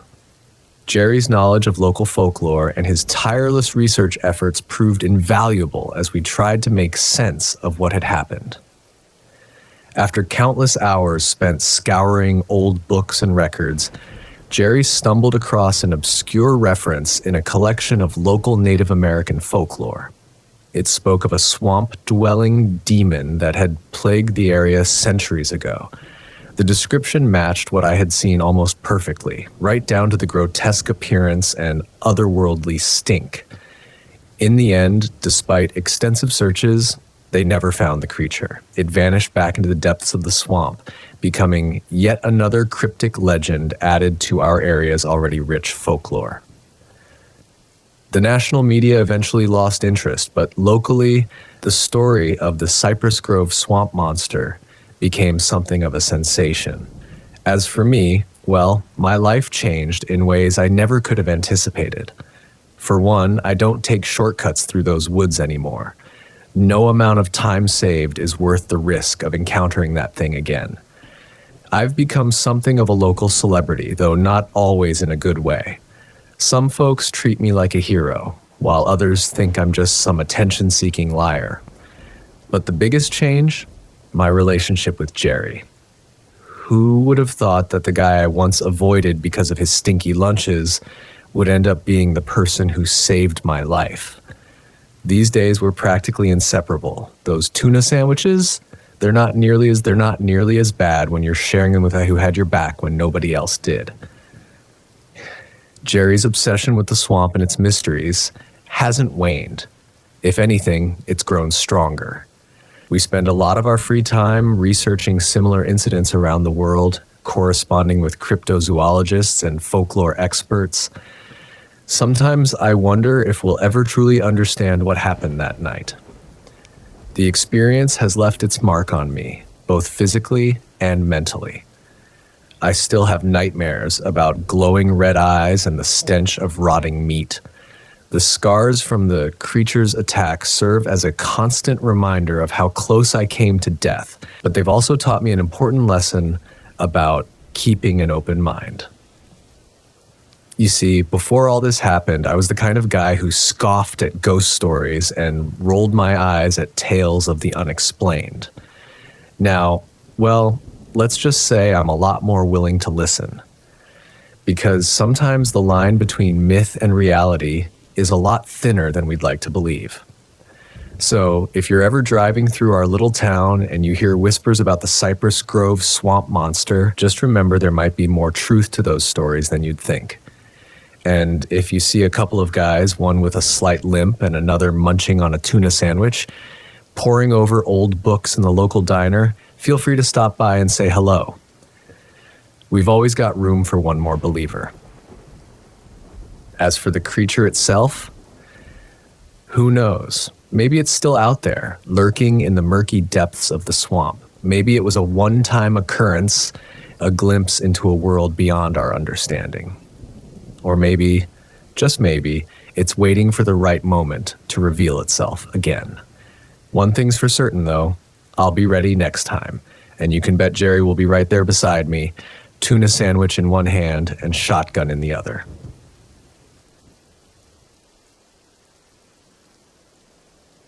My name is Robert Bennett, and I am 68 years old. This happened to me on October 18th, 2012. They said becoming a cop would toughen me up. I'd been soft, they said. A mama's boy. I thought about mama while I sat in my patrol car, air conditioning blasting, watching a cloud of gnats swarm around a dead squirrel in the ditch. Damn roadkill. My stomach growled. I checked my watch, almost lunchtime. I could go for a burger, maybe fries. The radio crackled. Unit 23, respond to a call at Henderson's Feed and Seed. Possible break-in. Henderson's. Old man Henderson was a pain in the ass, always calling about kids stealing his fertilizer or some nonsense. I sighed and put the car in gear. So much for lunch. Henderson's was a dusty old building on the edge of town, crammed with bags of feed, tools, and enough insecticide to wipe out a small country. Old man Henderson stood outside, a wiry figure with a face like a dried prune. "About time," he rasped. "Damn kids broke in again, stole my best rat poison." I followed him inside. The place smelled of dust and mildew. A window at the back was broken. "See?" Henderson said, pointing a gnarled finger. They came in through there. I examined the window. No footprints, no fingerprints. Odd. "You sure it wasn't just the wind, Mr. Henderson?" He snorted. "Wind don't steal rat poison, sonny." I spent the next hour checking the place, finding nothing. I was about to leave when I noticed something, a small dark stain on the floor near the broken window.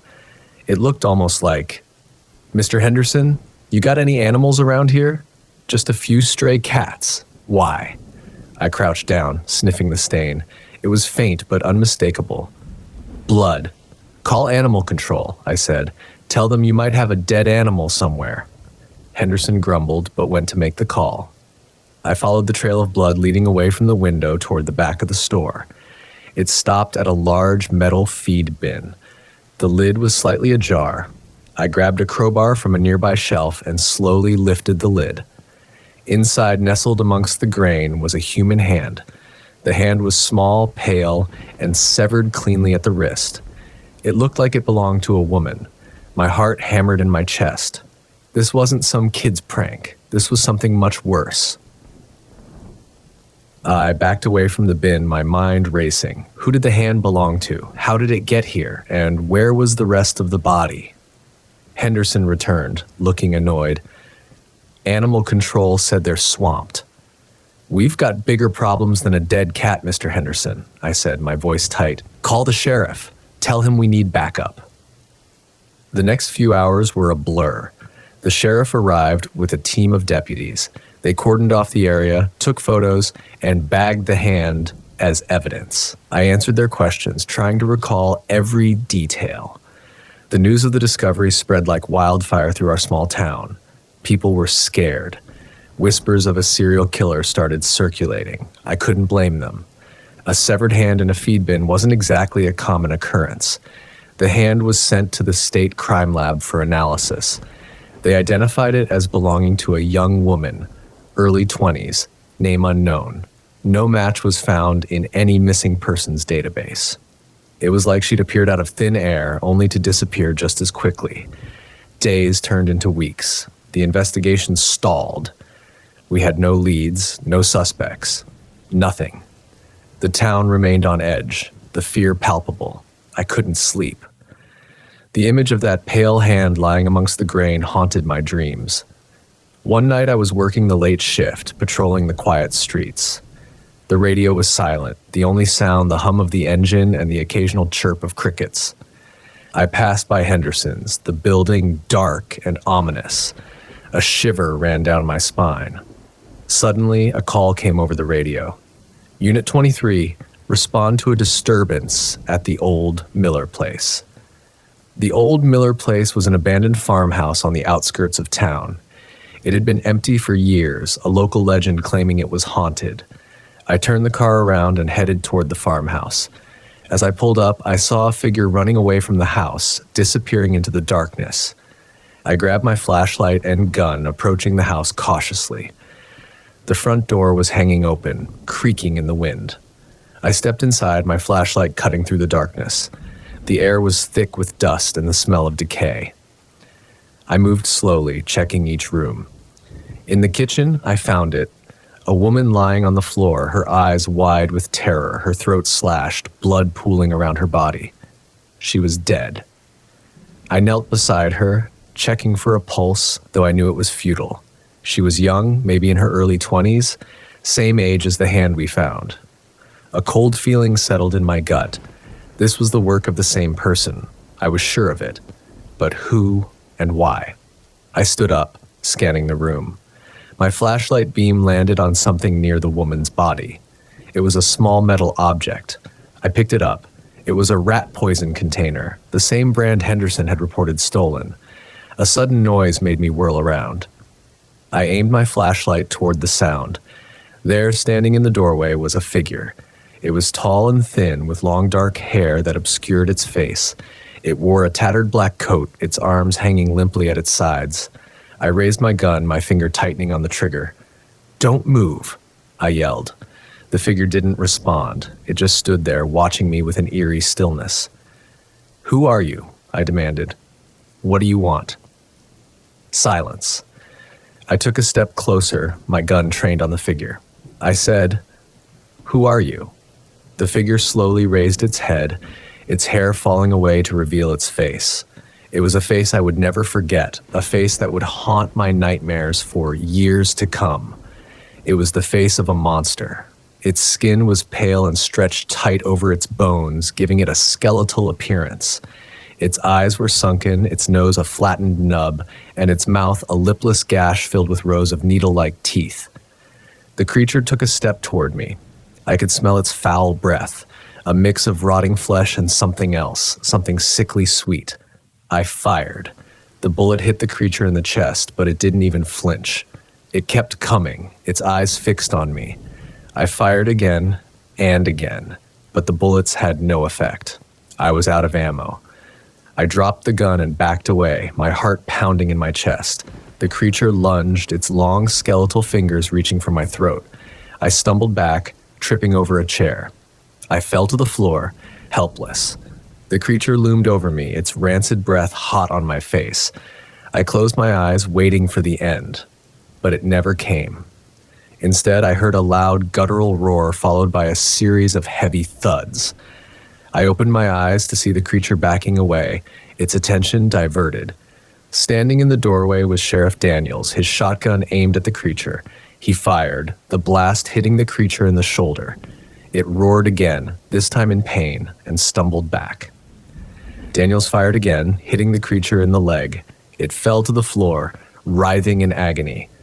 "Get out of here, Bennett!" Daniels yelled. "I got this!"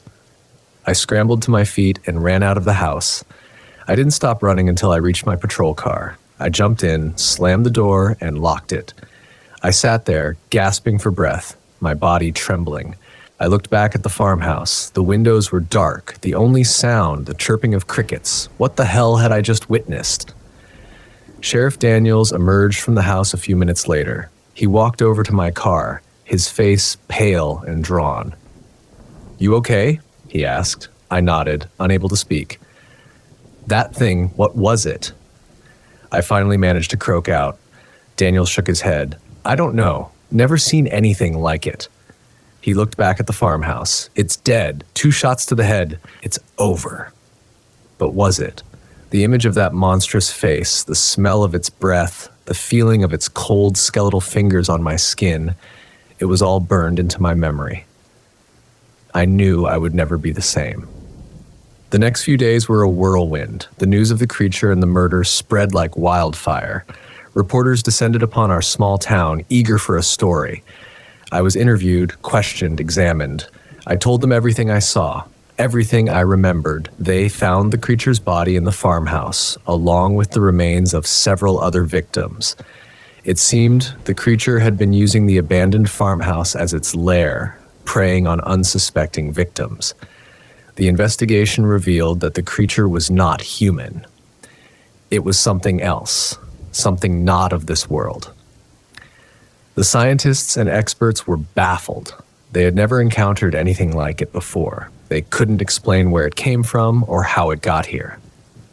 They couldn't even give it a name, but the people of our town, they had a name for it. They called it the Skinwalker. They said it was a creature from Native American legend, a shapeshifter that could take on the form of any animal. They said it was evil, a bringer of death and destruction. I didn't know much about Native American legends, but I knew one thing for sure. That creature, whatever it was pure evil. And it was dead. The town slowly returned to normal. People started to feel safe again. The fear subsided, replaced by a sense of relief. But for me, the nightmare wasn't over. I still saw that face in my dreams. I still felt the cold touch of its fingers on my skin. I left the police force a few months later. I couldn't take it anymore. I needed to get away, to start over. I moved to a different state, a different town. I tried to forget what happened, but I knew I never would. I still think about the victims, the women who lost their lives to that monster. I think about the hand in the feed bin, the woman in the farmhouse. I think about their families, their friends, the lives that were shattered. And I think about the creature, the Skinwalker. I wonder where it came from, what it was, why it did what it did. I'll never know the answers, but one thing I do know, the world is a darker, more dangerous place than I ever imagined. And there are things out there lurking in the shadows that we can't even begin to understand. Years have passed since that fateful night, but the memories remain as vivid as ever. I've tried to move on, to build a new life, but the shadows of the past still cling to me. I've become somewhat of a recluse, preferring the safety of my small apartment to the unpredictability of the outside world. My neighbors probably think I'm just a cranky old man, and maybe they're right, but they don't know what I've seen, what I've been through. Sometimes on quiet nights when the wind howls and the trees cast long shadows, I find myself back in that farmhouse.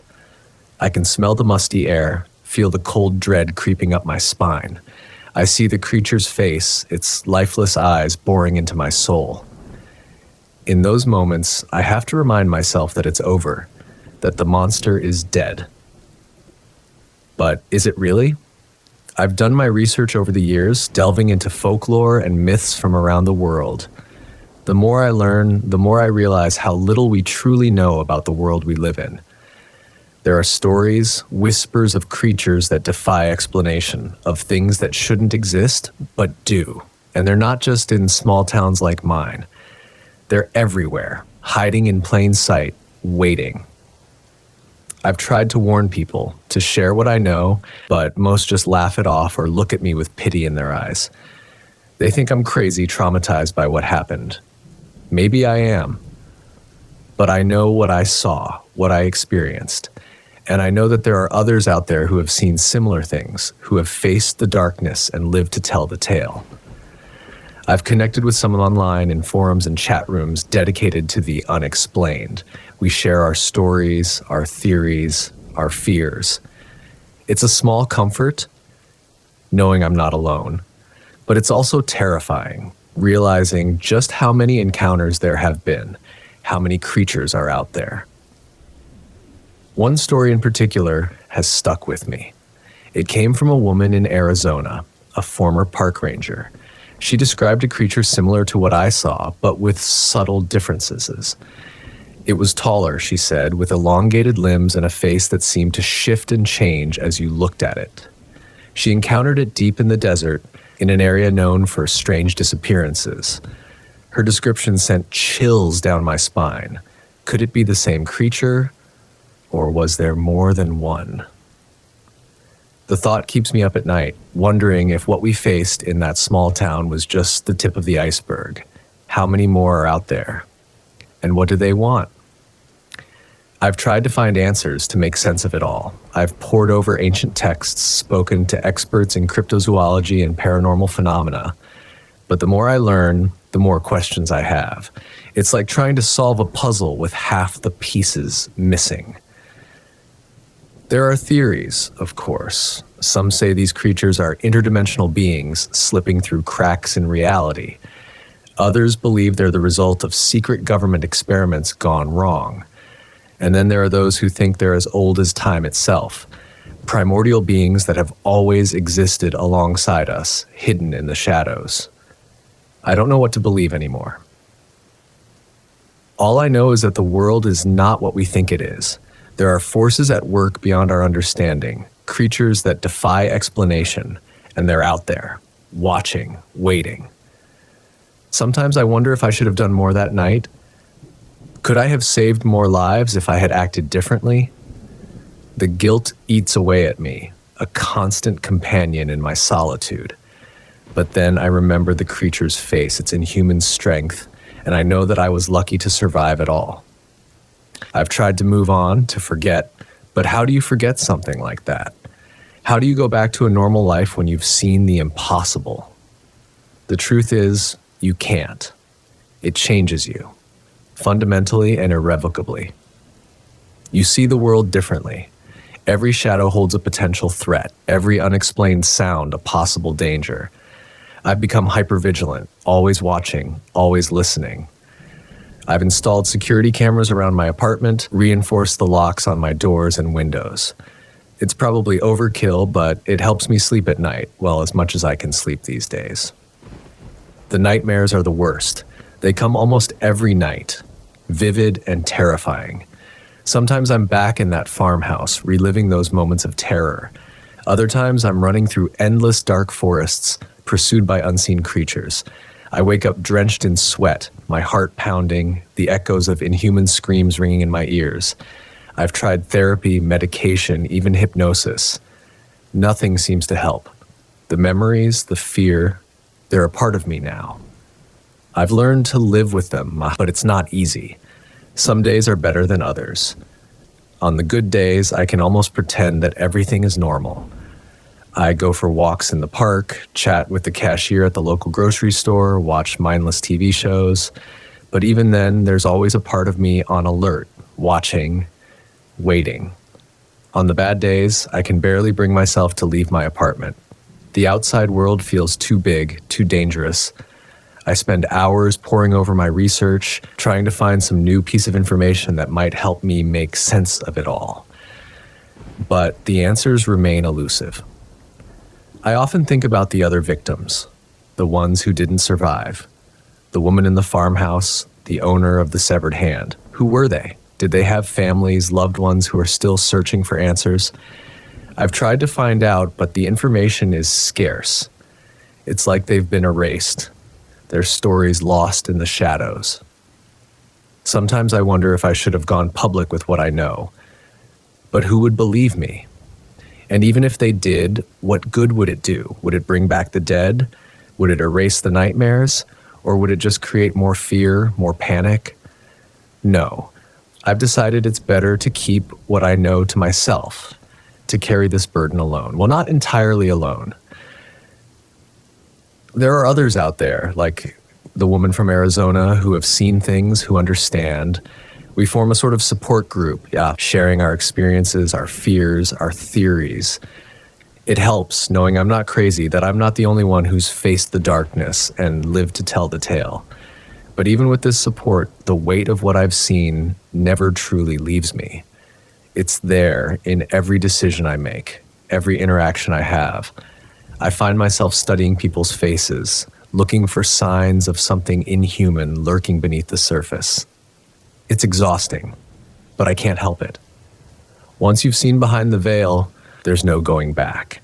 I've tried to find purpose in my experiences. I've started writing down everything I remember, everything I've learned.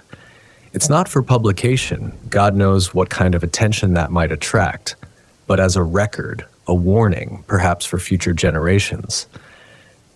Or maybe it's just for me, a way to exercise my demons by putting them down on paper. The writing helps in a way. It allows me to distance myself from the memories, to view them as a story rather than a lived experience. But it also forces me to confront details I've tried to forget, to relive moments of terror I'd rather leave buried. One memory in particular haunts me more than the others. It's not the creature's face or the moment I thought I was going to die. It's something that happened after, something I've never told anyone, not even my fellow survivor. It was a few days after the incident at the farmhouse. I was still on the force then, though I was on leave pending a psychological evaluation. I couldn't sleep, so I decided to take a drive, clear my head. Without really thinking about it, I found myself heading toward the old Miller place. The farmhouse was dark, abandoned once again now that the investigation was over. Yellow police tape fluttered in the breeze, a stark reminder of what had happened there. I sat in my car, staring at the building, my mind replaying the events of that night. That's when I saw it, a flicker of movement in one of the upstairs windows. Just for a second, but unmistakable, a face, pale and gaunt, peering out at me. I blinked, and it was gone. I told myself it was just my imagination, my mind playing tricks on me. But deep down, I knew better. I never reported what I saw that night. I told myself it was because I didn't want to seem unstable, to jeopardize my career. But the truth is, I was scared of what it might mean, scared of having to face that horror again. Now, years later, I often wonder about that face in the window. Was it really the creature, somehow still alive? Or was it something else entirely? Some of the horror we hadn't even begun to understand. The questions haunt me, keeping me awake on long, dark nights. I've been back to that town a few times over the years, always telling myself it's to visit old friends or pay my respects to the victims. But I know the real reason. I'm drawn there like a moth to a flame, searching for answers I'm not sure I want to find.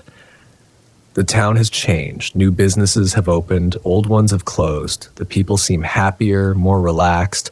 The events of that October have faded into local legend, a story to scare kids around campfires. But for those of us who were there, who saw what we saw, the scars remain. On my last visit, I drove past the old Miller place.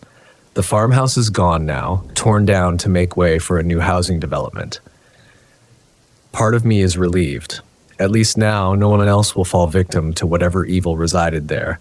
But another part of me feels like we've lost something important, like we've covered up evidence of a truth the world needs to know. As I get older, I find myself thinking more and more about what it all means. Why did this happen? Why our town? Why me? I don't have any answers, but I have theories. Maybe these creatures, these skinwalkers, or whatever they are, have always been among us. Maybe they're drawn to certain places, certain people, or maybe it's all random, a cosmic roll of the dice that happened to come up snake eyes for our little corner of the world. Whatever the reason, I know now that the world is a far stranger and more dangerous place than most people realize. There are things out there that defy explanation, that challenge everything we think we know about reality. And they're not going away. I don't know what the future holds. Will there be more encounters, more sightings? Will these creatures eventually reveal themselves to the world at large? Or will they continue to lurk in the shadows, picking off the unlucky few who stumble into their path? All I know is that I'll continue to watch, to listen, to piece together whatever scraps of information I can find. It's not much, but it's something, a candle in the darkness, a small act of defiance against the horrors that lurk just beyond our perception. And to anyone who might be reading this, anyone who's had their own brush with the unexplained, you're not alone. There are more of us out there than you might think. We've seen things we can't explain, faced horrors we can't understand, but we've survived. We carry the knowledge, the burden, the scars, and we keep going, day by day, holding the line against the darkness. Because in the end, that's all we can do. We can't unsee what we've seen. We can't unknow what we know, but we can stand firm. We can remember, and we can be ready for whatever might come crawling out of the shadows next. As for me, I'll keep writing, keep searching, keep remembering, because someone has to. Someone has to know the truth, to bear witness to the things that lurk in the dark corners of our world. It's not an easy burden to bear, but it's mine. And in some strange way, I've come to accept it. So if you're out there, if you're reading this, and if you've seen something impossible, something terrifying, know that you're not crazy. Know that there are others like you. And know that while the night may be dark and full of terrors, you're not facing it alone. Stay vigilant, stay strong, and whatever you do, don't follow the voices in the night. They just might lead you somewhere you can't come back from.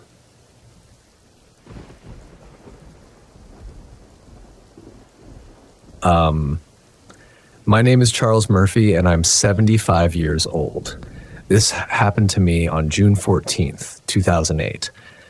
I've been a cop in this town for more than 2 decades, and I've seen my fair share of weird stuff, but nothing quite like this. Our town isn't exactly a bustling metropolis. It's the kind of place where everyone knows your name and your business, whether you like it or not. The biggest crime we usually deal with is the occasional drunk and disorderly, or some teenagers getting caught with a six-pack they shouldn't have. But on that fateful night, everything changed. The call came in late, just as I was about to end my shift. A woman, frantic, reported strange noises coming from the old abandoned cannery on the edge of town. The cannery had been shut down for years, a rusting hulk on the waterfront, a monument to the town's better days. I grabbed my partner, a young rookie named Devonte Keaton, fresh out of the academy. Devonte was eager to prove himself, maybe a little too eager. He had that look in his eyes, the one that said he was ready to take down a whole car cartel single-handedly. I just hoped he wouldn't get us both killed in the process.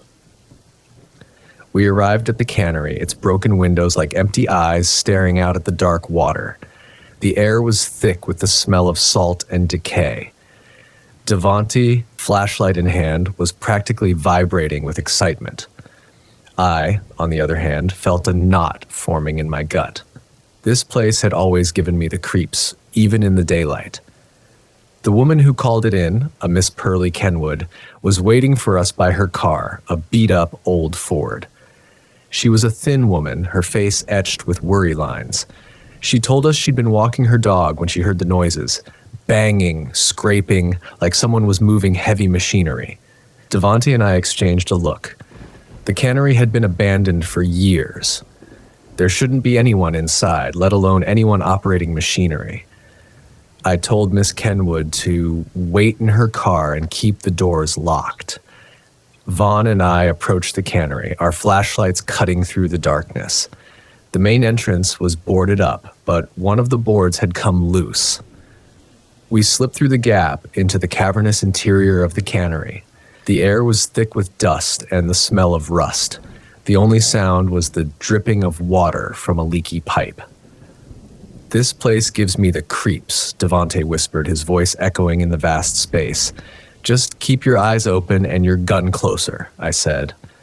We moved slowly through the cannery, our flashlights scanning the shadows. The machinery was silent, covered in a thick layer of dust and grime. It looked like it hadn't been touched in years. We reached the main processing area, a large open space where the fish used to be canned. There was nothing here but empty conveyor belts and rusting machinery. "Maybe Miss Kenwood was mistaken," Devonte said. I was about to agree when I heard it, a faint scraping sound coming from the far end of the room. I raised my hand, signaling Devonte to stop. We listened, the scraping sound getting louder, closer. It was coming from behind a large metal door, the kind used for industrial freezers. I slowly approached the door, my hand on my gun. I could hear muffled voices now and what sounded like chains. I looked at Devante, my eyes wide. He nodded, his face pale. We both knew this was no ordinary break-in. I took a deep breath and kicked the door open. The scene that greeted us was like something out of a nightmare. The freezer was dimly lit, the cold air biting at our skin. In the center of the room, a man was chained to a metal table, his body covered in blood. He was still alive, but barely. His eyes wide with terror, his mouth open in a silent scream. Standing over him was another man, tall and thin, with greasy hair and a beard that hadn't been trimmed in weeks. He was wearing a dirty apron, stained with blood. In his hand, he held a butcher knife, its blade gleaming in the dim light. He looked up at us, his eyes cold and empty. He didn't say a word. He just smiled, a slow, chilling smile, and raised the knife. "Police!" I shouted, drawing my gun. "Drop the knife!" The man ignored me. He brought the knife down, plunging it into the chained man's chest. The man on the table let out a strangled cry, his body convulsing. I fired. The bullet hit the man in the shoulder, spinning him around. He stumbled back, dropping the knife. He clutched at his wound, his eyes wide with surprise. I ran to the chained man, but it was too late. He was dead, his eyes staring blankly at the ceiling. We cuffed the man and called for backup. As we waited, I couldn't help but stare at the dead man on the table. His face was contorted in a mask of pain and terror, his eyes forever frozen in that last moment of horror. Who was he? And who was the man who killed him? And what other horrors were hidden within the walls of this abandoned cannery? Backup arrived, sirens wailing, lights flashing, breaking the stillness of the night. More cops, paramedics, and even the chief, a burly man named Delmar Jarrett, who looked like he'd rather be anywhere else but here. Delmar surveyed the scene, his face grim. I told him everything about the call, the noises, the man chained to the table, the brutal murder. Delmar listened, his eyes narrowed. He didn't doubt me, not for a second.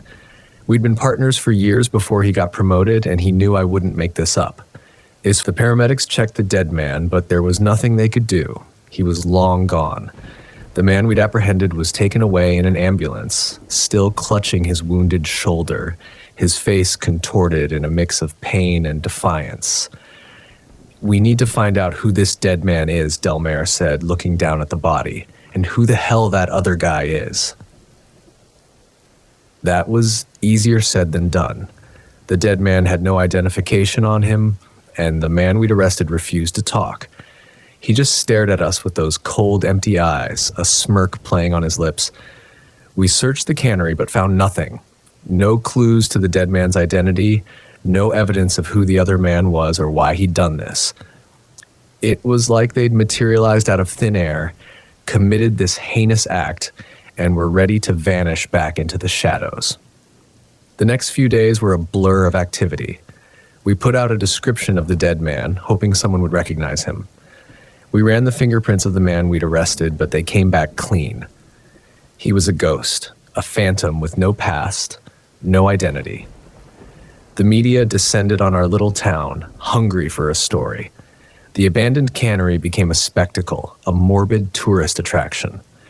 People drove by, slowing down to gawk at the place where a man had been brutally murdered. Devante was shaken. He'd never seen anything like this, and it had taken a toll on him. He was quiet, withdrawn, his youthful enthusiasm replaced by a haunted look in his eyes. I wasn't doing much better.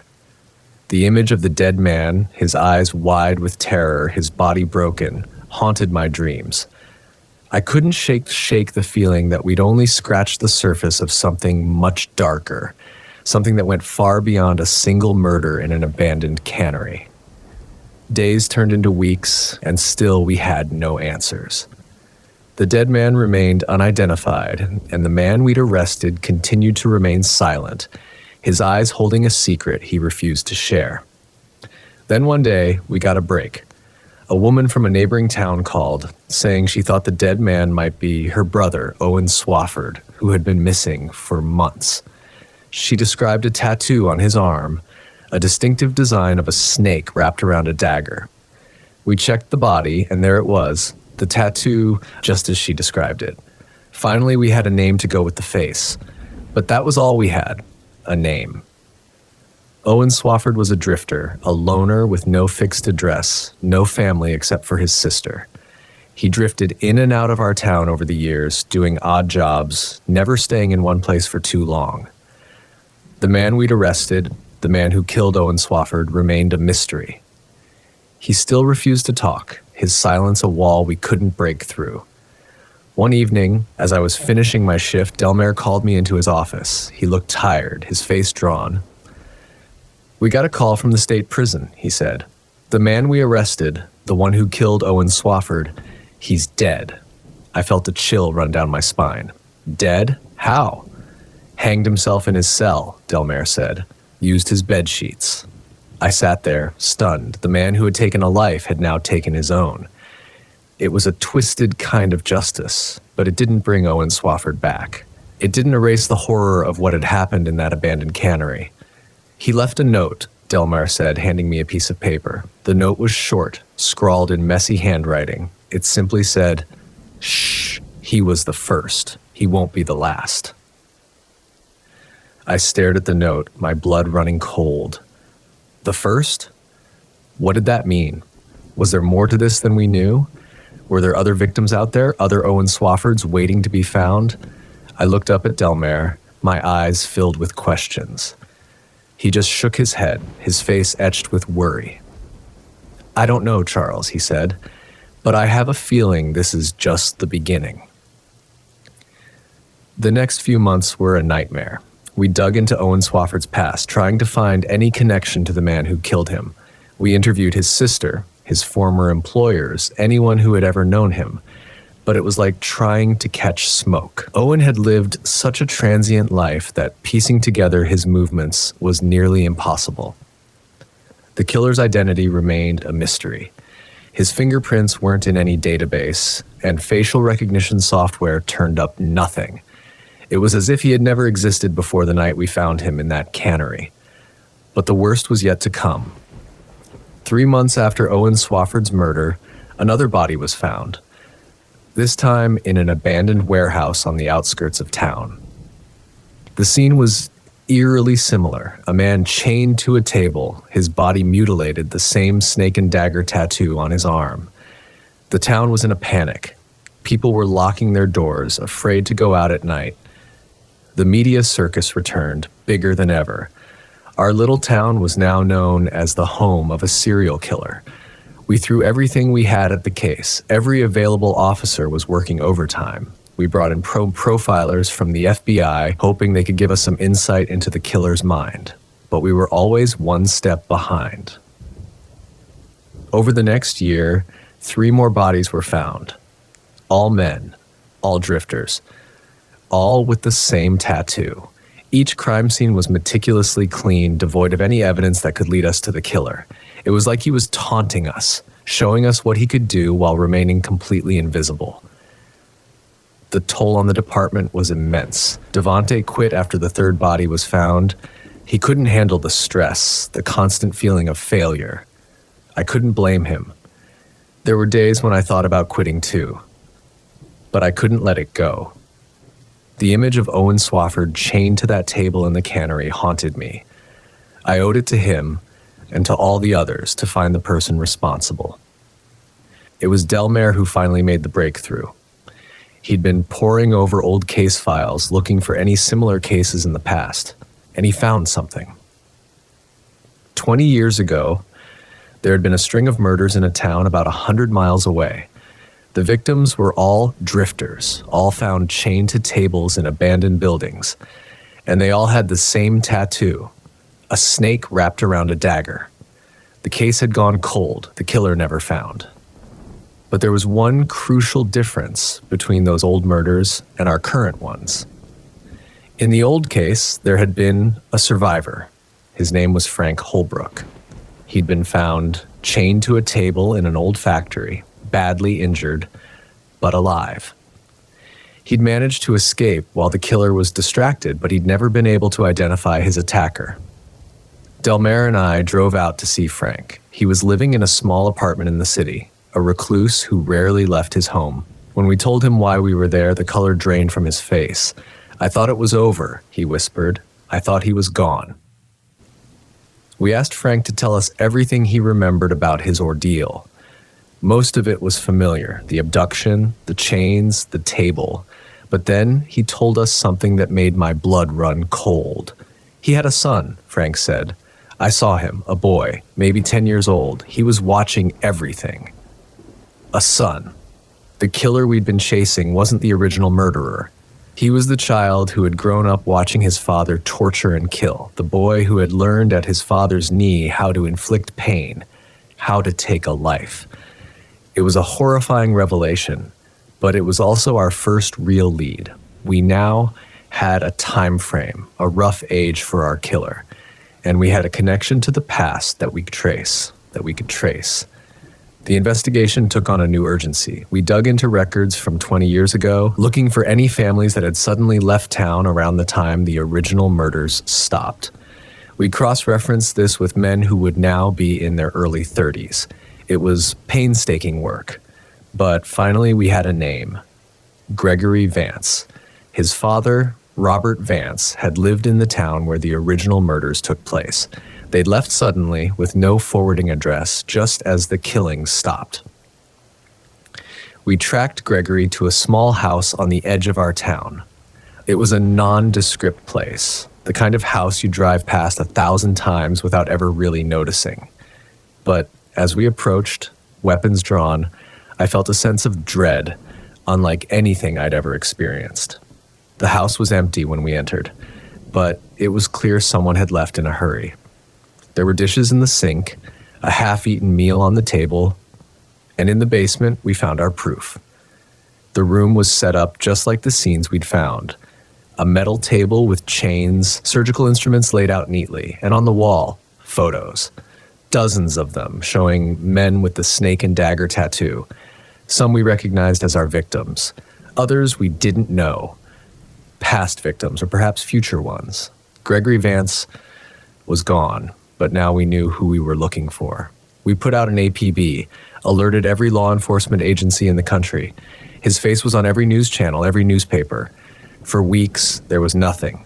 No sightings, no new victims. It was like he'd vanished into thin air. And then, just as we were starting to think we'd never find him, we got a call. A state trooper had pulled over a car for speeding. The driver matched Gregory's description. By the time we got there, it was over. Gregory had pulled a gun, and the trooper had been forced to shoot. As I stood over Gregory's body, I felt a mix of emotions I couldn't quite sort out. Relief that it was over, that there would be no more victims. Frustration that we'd never be able to get the full story, never understand why he did what he did, and a deep, overwhelming sadness for the boy who had been twisted into this monster by his father's influence. In the end, we identified 17 victims in total, spanning over 2 decades. 17 lives cut short by a legacy of violence passed from father to son. The case was closed, but the scars it left on our town and on those of us who had worked it would never fully heal. I retired not long after that. I'd seen enough darkness to last several lifetimes. But even now, years later, I still think about Owen Swear, about Gregory Vance, about all the victims and their families. I think about the thin line between good and evil, and how easy it is for a person to slip from one side to the other. And sometimes on quiet nights when the wind is blowing just right, I swear I can still hear the creaking of rusted machinery from that old cannery. A reminder that even in the most ordinary places, darkness can take root and grow.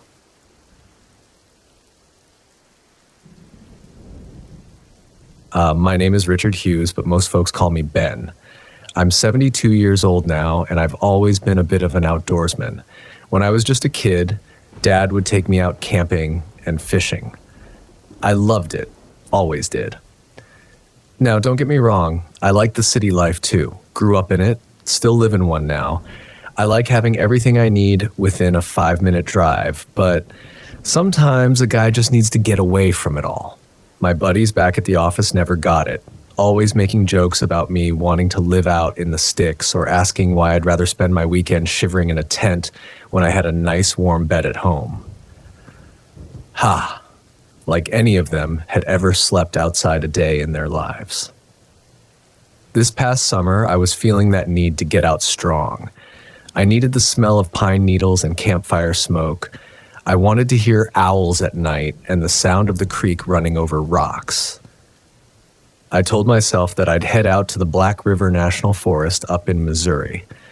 I knew a few good spots for setting up camp back in those woods, places where I could disappear for a couple of days and not see another living soul.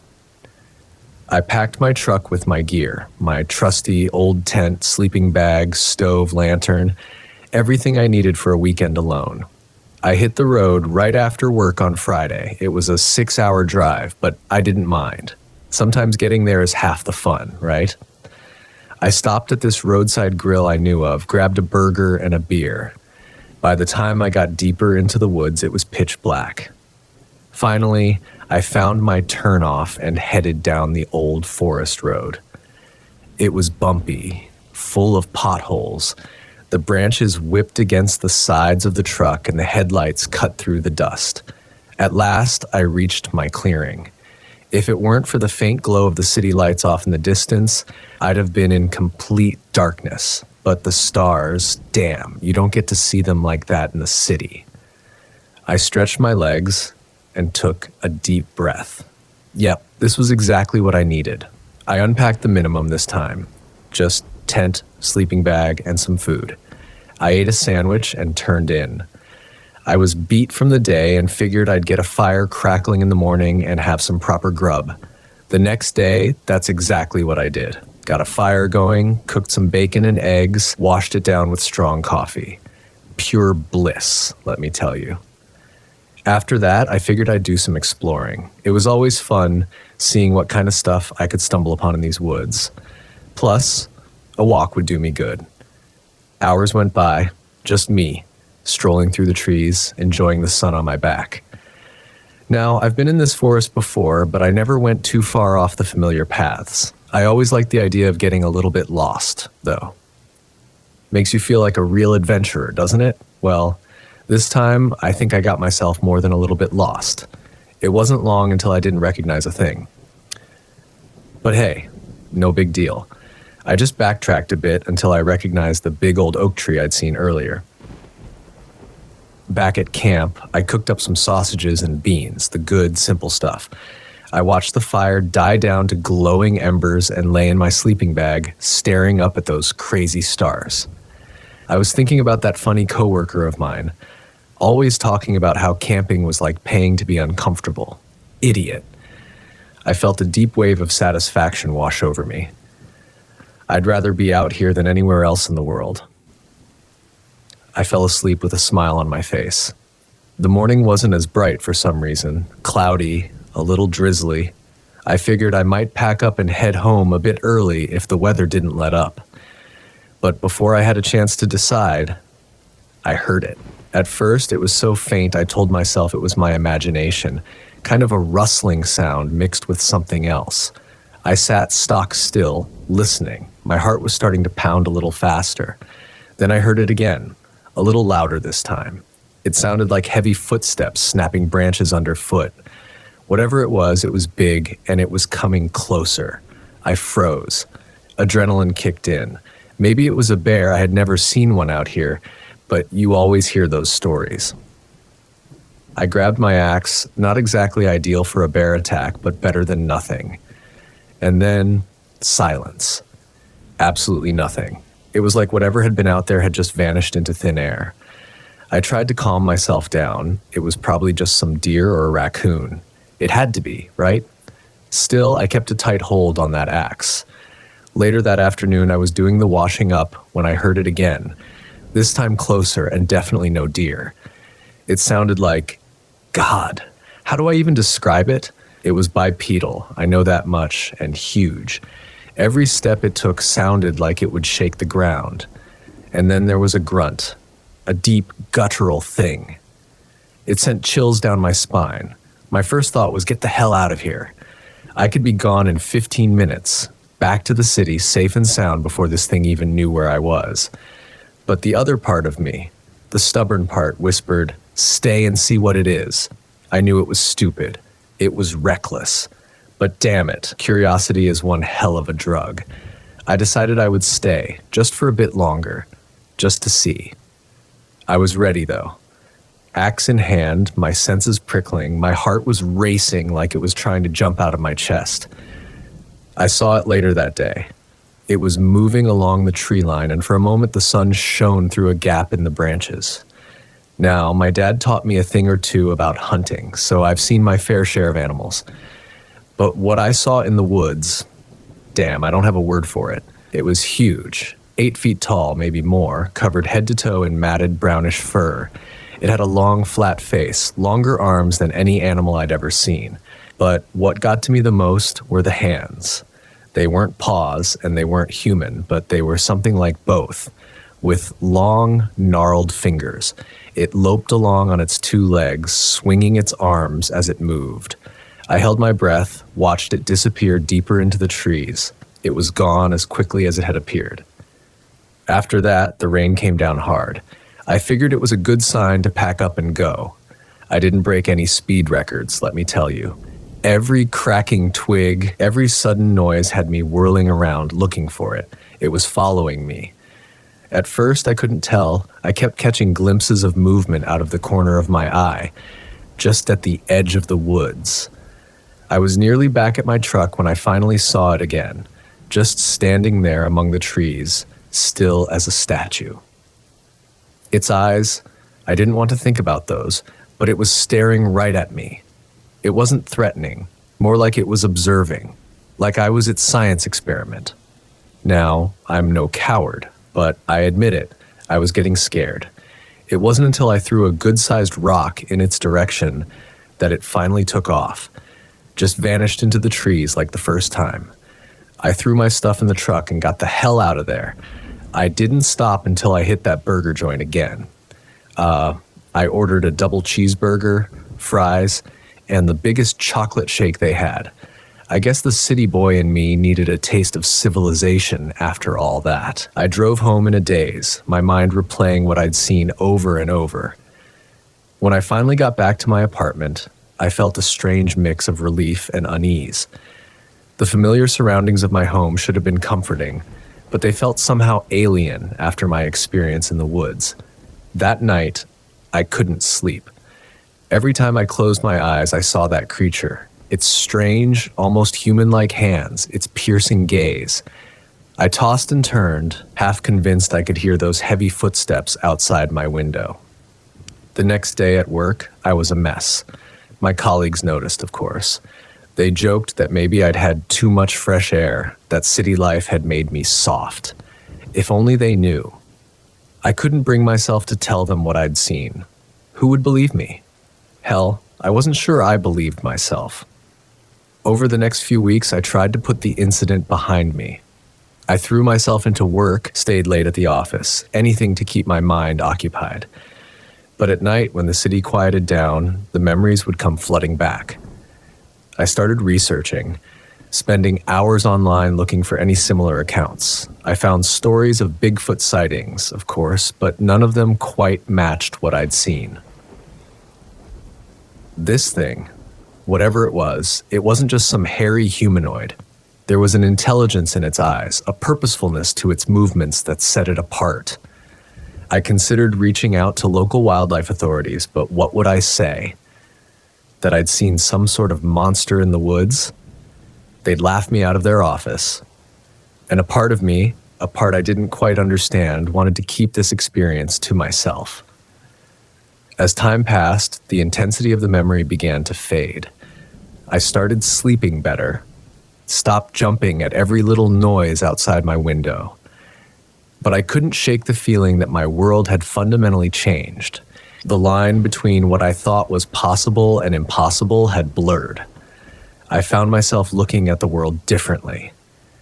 Every time I passed a wooded area, I'd scan the tree line, half expecting to see that creature watching me. When I walked through the city park, I'd imagine what it would be like if that thing suddenly appeared among the joggers and dog walkers. The thought both terrified and fascinated me. My friends started to notice a change in me. I became more introspective, more prone to long silences. When they'd invite me out for drinks or to watch the game, I'd often decline, preferring to stay home with my thoughts and my research. One night, about 6 months after my encounter, I had a vivid dream. I was back in those woods, but this time I wasn't afraid. The creature was there, standing just at the edge of my campsite. In the dream, I stood up and walked towards it. As I got closer, I could see its eyes more clearly. They were filled with an ancient wisdom, a deep sadness, and something else I couldn't quite place. Understanding, recognition. I woke up with a start, my heart pounding, but not from fear. That dream marked a turning point for me. I realized that whatever I had encountered out there, it wasn't just some animal. It was something more, something that challenged everything I thought I knew about the world and our place in it. I never did go back to those specific woods, but I didn't stop camping altogether. In fact, I found myself drawn to the wilderness more than ever.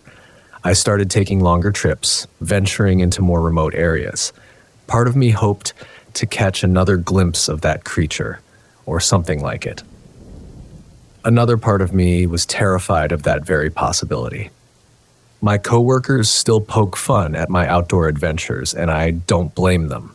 If I told them the real reason behind my newfound passion for exploration, they'd think I'd lost my mind. So I play along, laugh at their jokes about me turning into a mountain man. But sometimes, when it's real late at night and I see shadows moving outside my window, I wonder. I wonder about what else might be out there, hiding just beyond the edges of our understanding. I wonder about that creature, if it's still roaming those woods, if it remembers me the way I remember it. And I wonder if given the chance, would I want to see it again? The answer changes depending on the day, on my mood, on how secure I'm feeling in my understanding of the world. But deep down, I know the truth. Despite the fear, despite the way it shook my world to its core, a part of me hopes that someday, somehow, our paths will cross again. Because once you've glimpsed something like that, once you've stood face to face with the unknown, how can you ever go back to seeing the world the same way? How can you not want more? So here I am, 72 years old, still venturing out into the wilderness whenever I can. My friends think I'm chasing my youth, trying to recapture some long-gone sense of adventure. But the truth is, I'm chasing something else entirely, something that most people will go their whole lives without ever knowing exists. And you know what? Even if I never see that creature again, even if that one encounter is all I ever get, it was worth it. It opened my eyes to a world of possibilities, to the idea that there's so much more out there than we can ever imagine. And that, my friends, is worth more than all the comfort and security in the world.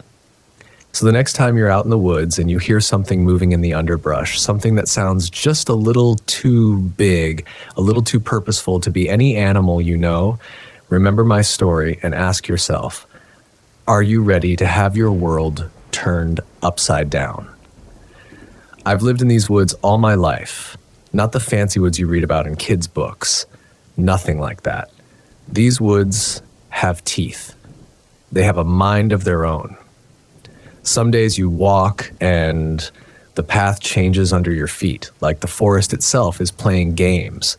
Other days, the quiet just wraps itself around you, thick enough to choke on. But I know them, these woods. I know their sounds, their smells, their rhythm. My pa, he was a backwards man too, taught me which leaves you can eat, which ones will strip the skin off your bones if you ain't careful. He'd say, boy, you gotta respect the woods. They ain't gonna bow to you. You gotta learn to bow to them. So here I am, 40 years in the belly of the beast. I get by okay, I hunt, trap, do a little trading with some folks at the edge of town, nothing to write home about. But then, well, I ain't much of a letter writer anyway. It started happening about 2 weeks ago. I found a deer half eaten, like something just ripped open its gut and left the rest for the crows. Thought maybe a bear, though nothing I'd seen around these parts before. Bears, they're territorial. They don't turn up overnight where they ain't been. Then it was rabbits. Then it was my hound dog, Ace. Let me tell you, a man forms a bond with a good hunting dog. You live hand and paw out here. To find him, well, let's just say I ain't slept right since. Whatever it is, it's big, strong, and it's smart, like it's figuring me out. My traps keep getting tricked but empty. Bait gone.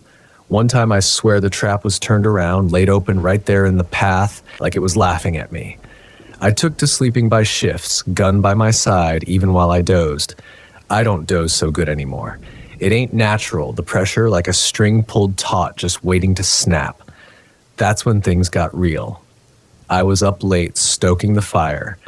It was one of them still nights, not even the crickets making a peep. And then it hit me. That wasn't right. Too quiet.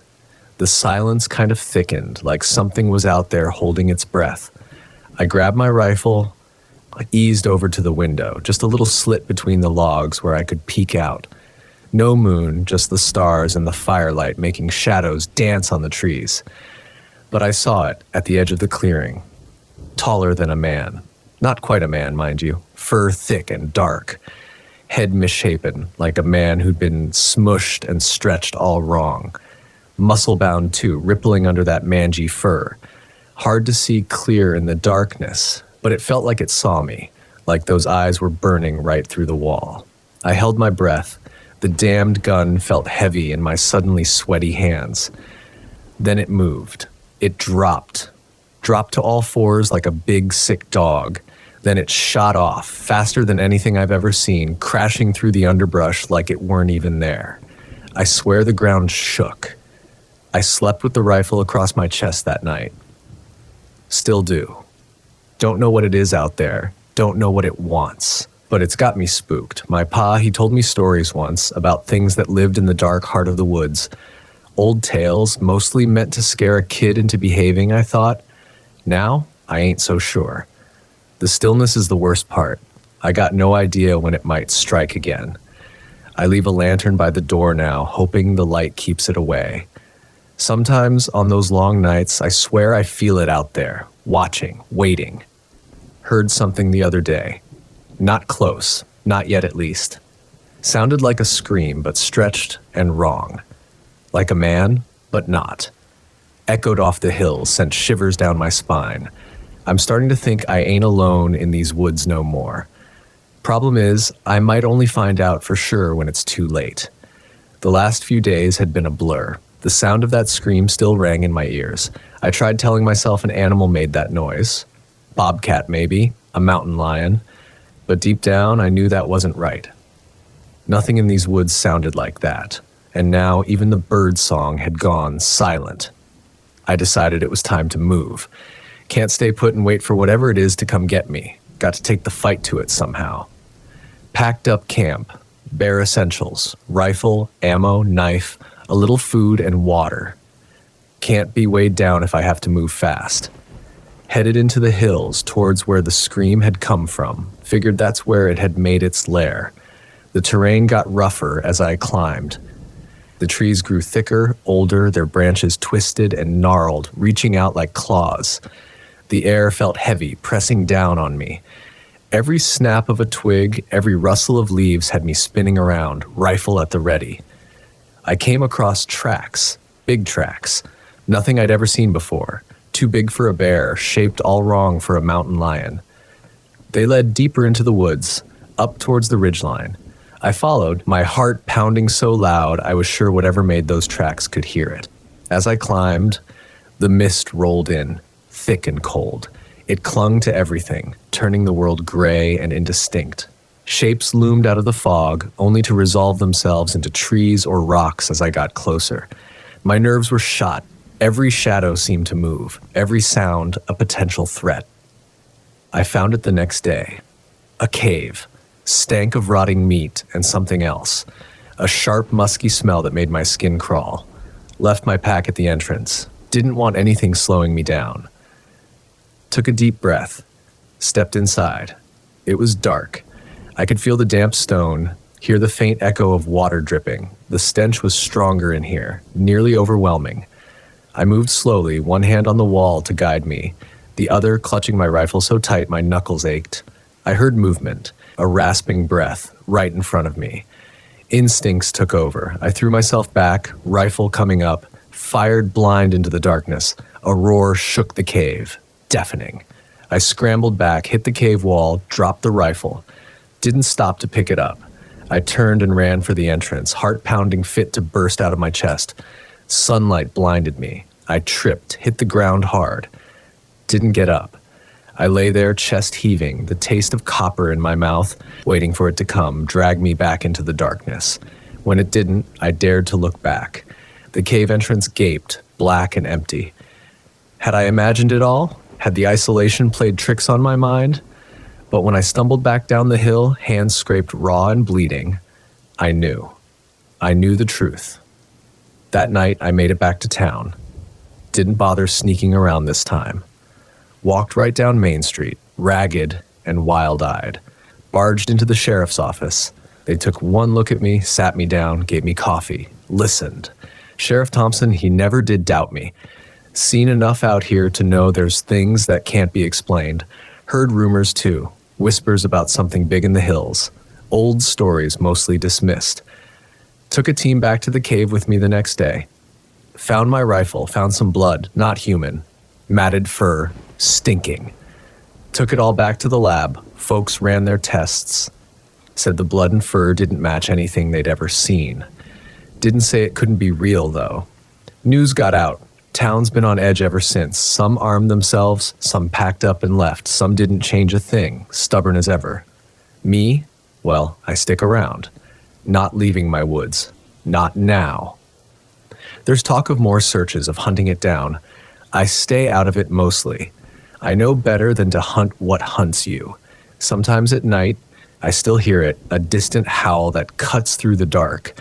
Reminds me of what's out there. Reminds me I'm lucky to still be out here. Folks sometimes ask me what it was. I just shrug. Say I saw something big. Some of the old-timers, they nod. Say maybe, just maybe, it's the Bigfoot.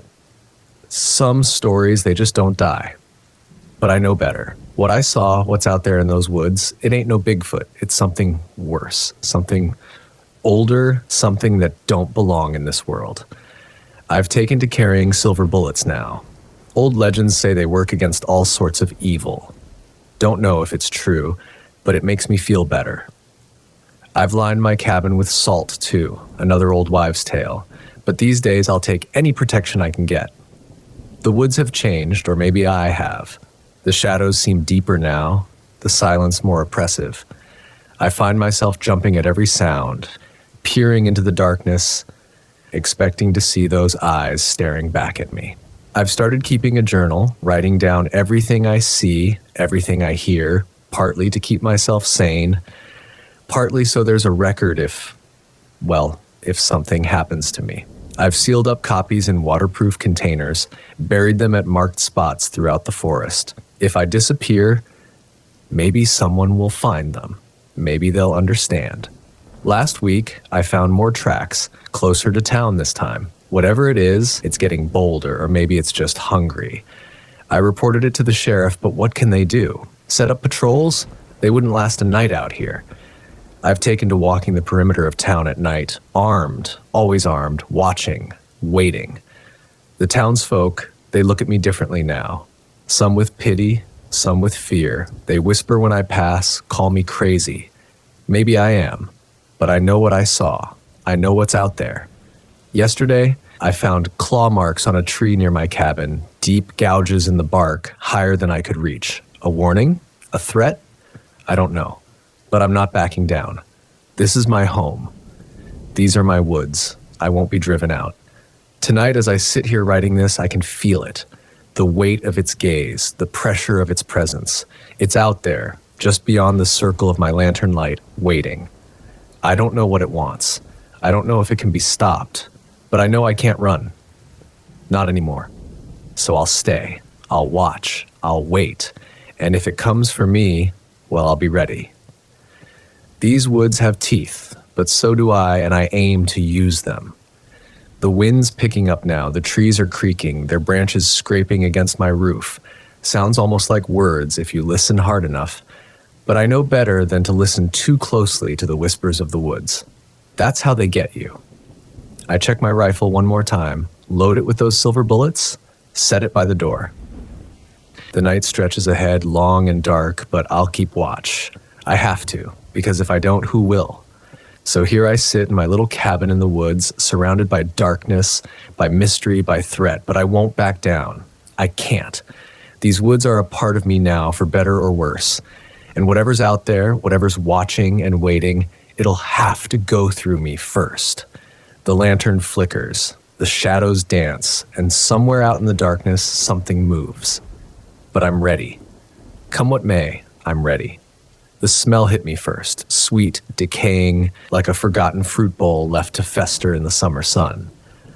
It wasn't uncommon out here, deep in the Sequoia National Forest. Animals died, things decomposed. You learned to deal with it. But this was different. This was stronger, cloying, thick in the stagnant air. I followed my nose, my ranger instincts kicking in despite the late hour. It was a weekday in late August, the kind of day that stretched on forever, the sun a relentless hammer on my back. Sweat trickled down my forehead, stinging my eyes. The light started to dim as I ventured further in, the towering redwoods blocking out the last of the day's light. The stench grew stronger, the sweet, cloying smell now laced with something metallic, sharp. I pushed through the undergrowth, heart hammering a frantic rhythm against my ribs. It wasn't something dead, not an animal. I knew that smell. Then I saw it, a crumpled mess of clothes, red staining the green foliage beneath. A human hand, pale and waxy, protruded from the mess, fingers curled into a permanent claw. For a moment I just stood there, the forest silent around me, the weight of what I was looking at pressing down on me. It was a woman's hand, adorned with a simple silver wedding band. My throat tightened. Search and rescue wasn't my favorite part of the job, but it was a necessary evil. I knelt beside the body, careful not to disturb the scene. The woman was young, maybe mid-20s, blonde hair matted with blood. Her face was a mask of terror, eyes wide open and glazed. Her clothes were ripped and shredded, a single shoe lying a few feet away. There were no signs of struggle, no defensive wounds, just pure, unadulterated terror etched on her face. I pulled out my radio, voice tight as I reported the scene. Dispatch crackled back, calm and professional despite the urgency of my call. They'd send a team up. ETA, who knows when. Out here, in the middle of nowhere, cell service was a distant dream. I was on my own until then. The metallic tang in the air was stronger now, almost overpowering. I scanned the area, searching for the source. There, partially hidden by a fallen log, was a glint of metal. I approached cautiously, pistol drawn. It was a hunting knife, large and heavy-duty, crusted with blood, the kind of knife that could do some serious damage. As I went to pick it up, a twig snapped behind me. I spun around, palm around, finger tightening on the trigger. There was nothing there, just dense undergrowth rustling in the evening breeze. I took a deep breath, trying to calm my pounding heart. Probably just a deer, spooked by the sound of my voice. But the feeling of unease wouldn't leave me. The silence was oppressive, broken only by the occasional chirp of an insect. I holstered the knife and took a tentative step back. Then I heard it, a low growl, guttural and primal, that seemed to vibrate through the very ground. The hair on the back of my neck stood on end. It wasn't human. That much was clear. It was a sound that sent shivers down my spine, a sound that spoke of something ancient and monstrous. I slowly turned back toward the source of the sound, heart hammering against my ribs. The forest floor was in shadow now, the last light fading from the sky. I squinted, trying to pierce the darkness. There, in the space between two towering redwoods, I saw it. Two glowing red orbs fixed on me. They pulsed with an unnatural light burning into my very soul. The growl came again, closer this time, filled with a bone-chilling hunger. Terror flooded my veins. I didn't know what I was looking at, but I knew one thing. I had to get out of there. I turned and ran, crashing through the undergrowth, the sound of the creature's heavy footfalls pounding behind me. I could hear its ragged breaths, smell its fetid stench. I didn't look back, didn't dare to, just ran. Adrenaline a scream in my ears, lungs burning. Ahead, I saw a faint sliver of moonlight filtering through the trees, the tree line, my only hope. I burst out of the trees, stumbling into a clearing bathed in pale moonlight. For a moment, I just stood there, gasping for breath, chest heaving. Then I saw it, my Jeep, parked at the edge of the woods. My heart hammered a frantic rhythm against my ribs as I scrambled into the Jeep, slamming the door. The engine roared to life, tires spinning in the loose gravel. I didn't look back, just threw the car into gear and launched myself down the dirt road, the darkness of the forest a looming wall in my rearview mirror. Headlights stabbed through the inky blackness, bouncing off the uneven road. How long I drove, I didn't know. Time warped, minutes blurring into hours. Every rustle in the undergrowth, every snap of a twig sent a fresh jolt of terror through me. The trees thinned, giving way to a meadow bathed in the pale glow of dawn. Relief washed over me, so intense it almost made me weak. I pulled over onto the shoulder, gasping for breath, my body aching, adrenaline slowly draining away, leaving behind a bone-deep exhaustion. The sun peeked over the horizon, casting long shadows across the meadow. My hand shook as I fumbled for my radio. It crackled to life with static. "This is Ranger Johnson, requesting emergency backup 10 miles south of Sequoia Park entrance near Blackwood Creek." Static hissed back, then a voice, calm but urgent. "Copy that, Ranger Johnson. Help is on the way. ETA 10 minutes. Those 10 minutes stretched into an eternity. I sat there, slumped against the steering wheel, replaying the horrifying scene in my mind. The woman's lifeless eyes, the glint of the hunting knife, the unseen creature with its bone-chilling growl. Distant sirens wailed, growing louder by the second. 2 park ranger vehicles emerged from a cloud of dust, pulling up beside my Jeep. My partner, Davies, jumped out, his face etched with concern. "What happened, John?" My voice was hoarse. "Found a body. Woman, mauled, and something else?" I trailed off, unable to articulate the terror that still clung to me. Davies took one look at my face and knew I wasn't exaggerating. We secured the area, waiting for the forensics team.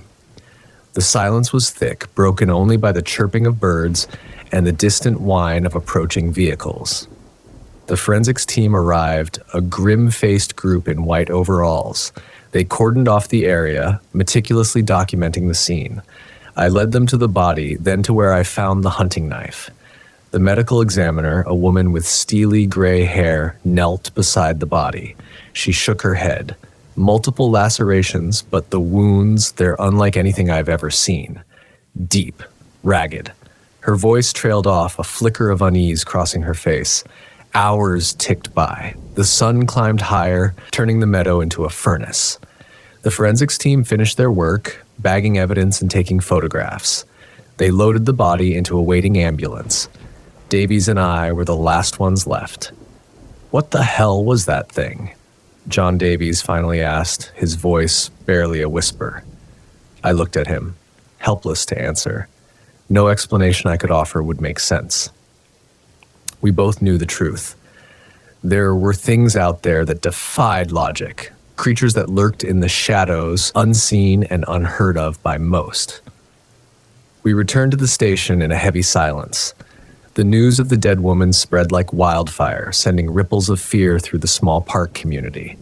Reporters swarmed the station, demanding answers. We gave them platitudes, unfortunate animal attack, investigation underway. They weren't satisfied, but it was all we could offer. Days turned into weeks. The investigation yielded nothing. No animal tracks near the body, no signs of a struggle, just a woman's mangled corpse and a hunting knife. A chilling reminder of the unseen predator. Sleep became a stranger. Every creak of the floorboards, every rustle outside my window sent a jolt of fear through me. I started carrying my service pistol everywhere, even around the station. Davies noticed but said nothing. He understood. One afternoon, a grizzled old prospector named Earl wandered into the station. He was a local legend, a man who'd spent most of his life roaming the backcountry. He eyed me with a knowing look. "We're still investigating," I said, my voice tight. Earl chuckled, a dry, humorless sound. "Ain't much to investigate, son. You won't find no varmint did that." My heart hammered in my chest. "Then what was it?" Earl leaned closer, his voice dropping to a conspiratorial whisper. "They call it Nito around here. The water spirit. Lives in the deep pools. Some say it comes out at night. It preys on the unwary." I stared at him, skepticism warring with the cold dread coiled in my gut. "Water spirit? Sounds like a campfire story." Earl snorted. "Campfire story? Son, I've seen things in these woods you wouldn't believe. Things older than time itself." He paused, a flicker of fear crossing his face. "You ever seen a bear walk on two legs?" The memory of a monstrous silhouette glimpsed through the trees flashed in my mind. I swallowed hard. "No, sir, can't say I have." "There you go," Earl said, a hint of triumph in his voice. "There's more out there than meets the eye, son. More than meets the eye." His words echoed in my head for days. Sleep came in fits and starts, haunted by nightmares of unseen predators and blood-curdling growls. Davies noticed, but I brushed it off, claiming exhaustion from the investigation. The forensics report arrived a week later. The medical examiner confirmed the cause of death as multiple lacerations inflicted by a large, sharp object. The report also mentioned a strange residue found on the victim's clothing, a mix of organic and inorganic compounds unlike anything they'd encountered before. It wasn't much, but it was something. I pored over old park records, searching for anything related to a water spirit or unusual animal attacks. There were a few scattered reports dating back decades. Hikers gone missing, strange noises in the night, even a series of blurry photographs allegedly depicting a large serpentine creature in Blackwood Creek. The pictures were blurry, inconclusive at best. Days bled into weeks. The investigation a frustrating dead end. The fear that had gripped me slowly began to recede, replaced by a dull ache of helplessness. Then one rainy afternoon, a frantic call came over the radio. Another hiker missing near Blackwood Creek. My stomach lurched. Davies and I raced to the scene, a familiar knot of dread tightening in my chest. The rain lashed down, turning the forest floor into a muddy mess. Rescue teams fanned out, searching for any sign of the missing hiker. Hours passed. Hope dwindled with each passing minute. Just as we were about to call off the search for the night, Davies stumbled upon something. A glint of metal caught his eye, half buried in the mud. It was a hunting knife, identical to the one found near the woman's body. Dread washed over me, cold and suffocating. Following a hunch, I led the search party deeper into the woods toward the heart of Blackwood Creek. The air grew thick and humid, the silence oppressive. We reached a clearing dominated by a large, murky pool. Its surface churned restlessly, a dark, oily sheen clinging to the water. A primal fear, raw and instinctive, gripped me. Something ancient and monstrous lurked beneath that surface. I was sure of it. Then, a movement, a ripple in the water, followed by a monstrous fin breaking the surface. The creature was unlike anything I had ever seen. A serpentine body as long as a school bus covered in thick, glistening scales. Its head, vaguely reptilian, emerged from the water, revealing rows of razor-sharp teeth. Terror froze me in place. I watched, heart hammering against my ribs, as the creature reared out of the water, its massive body dwarfing the surrounding trees. It let out a sound that wasn't quite a roar, a guttural bellow that vibrated through the air. The stench of decay and swamp water assaulted my senses. Panic snapped me out of my stupor. Davies was already running, his face a mask of terror. I followed suit, adrenaline pumping through my veins. We crashed through the undergrowth, the creature's bellow echoing behind us. I could hear the thrashing of water, the creature in hot pursuit. Branches whipped at my face, thorns tearing at my clothes. My lungs burned, my legs ached, but I couldn't stop, not if I wanted to live. Suddenly, the ground gave way beneath my feet. I tumbled down a steep embankment, landing hard on the forest floor. Pain shot through my ankle, a sharp, searing sensation. I looked up to see Davies scrambling up the other side of the slope, fear etched on his face. The creature emerged from the tree line, its massive form blocking out the moonlight. It turned its head toward me, its eyes glinting with an intelligence that chilled me to the bone. Davies screamed, a horrifying, high-pitched sound that clawed at the primal fear deep within me. I twisted my head, heart hammering, to see the creature lunge for him. Davies scrambled back, but it was too late. The creature's massive jaws clamped around his torso, a sickening crunch echoing through the clearing. Blood erupted, painting the creature's scales a gruesome crimson. Davies thrashed, his muffled screams turning into choked gurgles. The creature lifted him effortlessly, its head whipping back and forth, tearing Davies' body with its razor-sharp teeth. I watched, frozen in a horrifying tableau, as the creature devoured Davies in a frenzy. Bones snapped. Flesh tore. The stench of blood and decay filled the air, suffocating me. Finally, there was nothing left of Davies but scraps of clothing and a smear of blood on the creature's maw. It turned its head toward me, a slow, deliberate movement.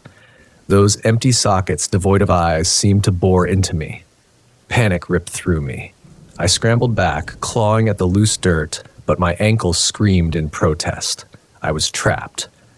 The creature opened its massive jaws, revealing a cavernous maw lined with glistening teeth. A guttural bellow erupted from its throat, a sound that vibrated through me to my core. Then it began to slither toward me, its body undulating like a monstrous serpent. I fumbled for my radio, my hands shaking. "Help! Blackwood Creek! Ranger Johnson! Under attack!" My voice cracked with fear. Static hissed back, a tauntingly cruel reply. The creature was almost upon me. I squeezed my eyes shut, bracing for the inevitable. But it never came. A deafening roar shattered the silence. I opened my eyes a sliver to see a massive shape crash through the trees on the opposite side of the clearing.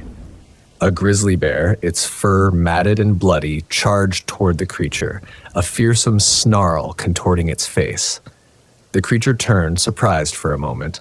The two titans faced each other, a tableau of raw power and primal fury. Then, with a roar that shook the very ground, the bear launched itself at the creature.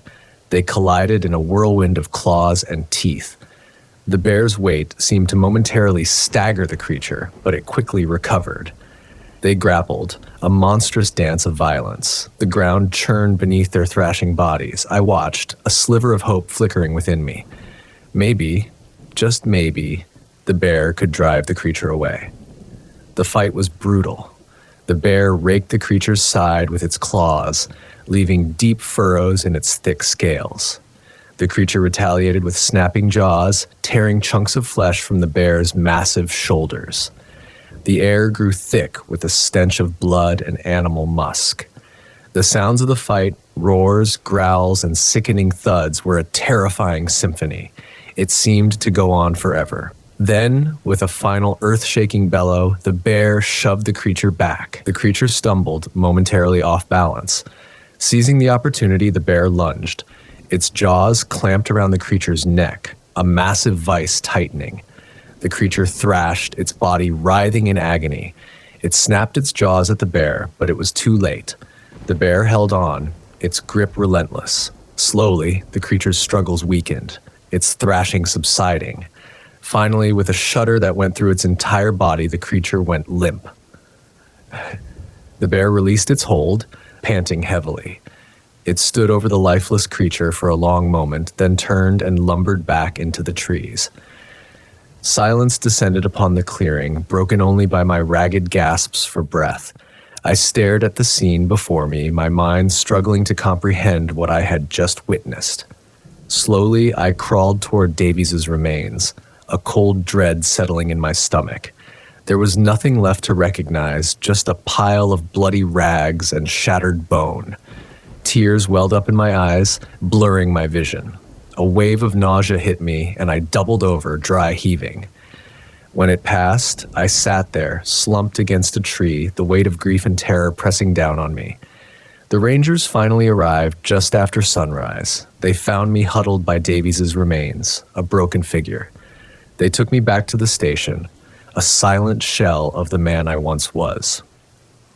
In the days that followed, I struggled to make sense of what had happened. The official report labeled it as a bear attack, citing the claw marks on the creature's body as evidence.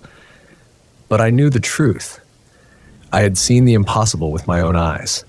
The nightmares came every night, vivid replays of that horrifying encounter. I'd wake up drenched in sweat, the echo of Davies's screams ringing in my ears. I couldn't shake the image of those glowing red orbs, that ancient, malevolent intelligence. I threw myself into research, digging deeper into the legends Earl had mentioned. I found scattered references to similar creatures in Native American folklore, tales of water spirits that lured unsuspecting victims to their doom, but nothing concrete, nothing that could explain what I had seen. Weeks turned into months. I couldn't bring myself to return to active duty. The forest, once a place of solace and beauty, now held only terror for me. I requested a transfer to a desk job, pushing papers and filing reports. My colleagues whispered behind my back, speculating about what had really happened that night. One evening, as I was leaving the station, I found Earl waiting for me in the parking lot. He looked older, more haggard than I remembered. "You saw it, didn't you?" he asked, his voice a hoarse whisper. I nodded, unable to speak. Earl's eyes filled with a mixture of fear, and understanding. "It ain't over, son. That thing, it's got kin, and they don't take kindly to being crossed." A chill ran down my spine. "What do you mean?" "I've been hearing things," Earl said, glancing nervously over his shoulder. "Strange noises in the night, folks going missing. It's happening again." I wanted to dismiss his words as the ramblings of a superstitious old man, but I couldn't, not after what I'd seen. "What can we do?" I asked, my voice barely audible. Earl shook his head. "Don't know if there's anything we can do. Some things, they're older than us, older than this land. Maybe all we can do is warn folks, keep them away from the deep waters." As I drove home that night, Earl's words echoed in my mind. The creature was dead. I had seen it with my own eyes. But what if it wasn't the only one? What if there were more out there, lurking in the dark waters of the forest? I found myself glancing in the rearview mirror more often than necessary, half expecting to see glowing red eyes following me. The shadows seemed deeper, more menacing. Every rustle in the undergrowth, every snap of a twig sent a jolt of fear through me. That night, as I lay in bed, unable to sleep, I made a decision. I couldn't run from this. I couldn't pretend it hadn't happened. Tomorrow, I would go back to the forest, back to Blackwood Creek. I had to know the truth. I had to face my fears. As I drifted off into an uneasy sleep, I could have sworn I heard a faint guttural growl in the distance, a sound that spoke of ancient hunger and patient malevolence, a sound that whispered of terrors yet to come. The forest held its secrets, and I was determined to uncover them, no matter the cost. But as I stood on the precipice of this dark journey, I couldn't shake the feeling that I was venturing into something far beyond my understanding, something that might very well be the end of me. The creatures of Blackwood Creek were out there, waiting in the shadows, and I had a sinking feeling that our encounter was far from over. It was just the beginning of a nightmare that would consume not just me, but perhaps the entire region. As dawn broke, I packed my gear, my hand shaking slightly as I holstered my gun. Whatever lay ahead, I knew one thing for certain. The horrors I had witnessed in those woods would pale in comparison to what was coming. The true test of survival was just beginning.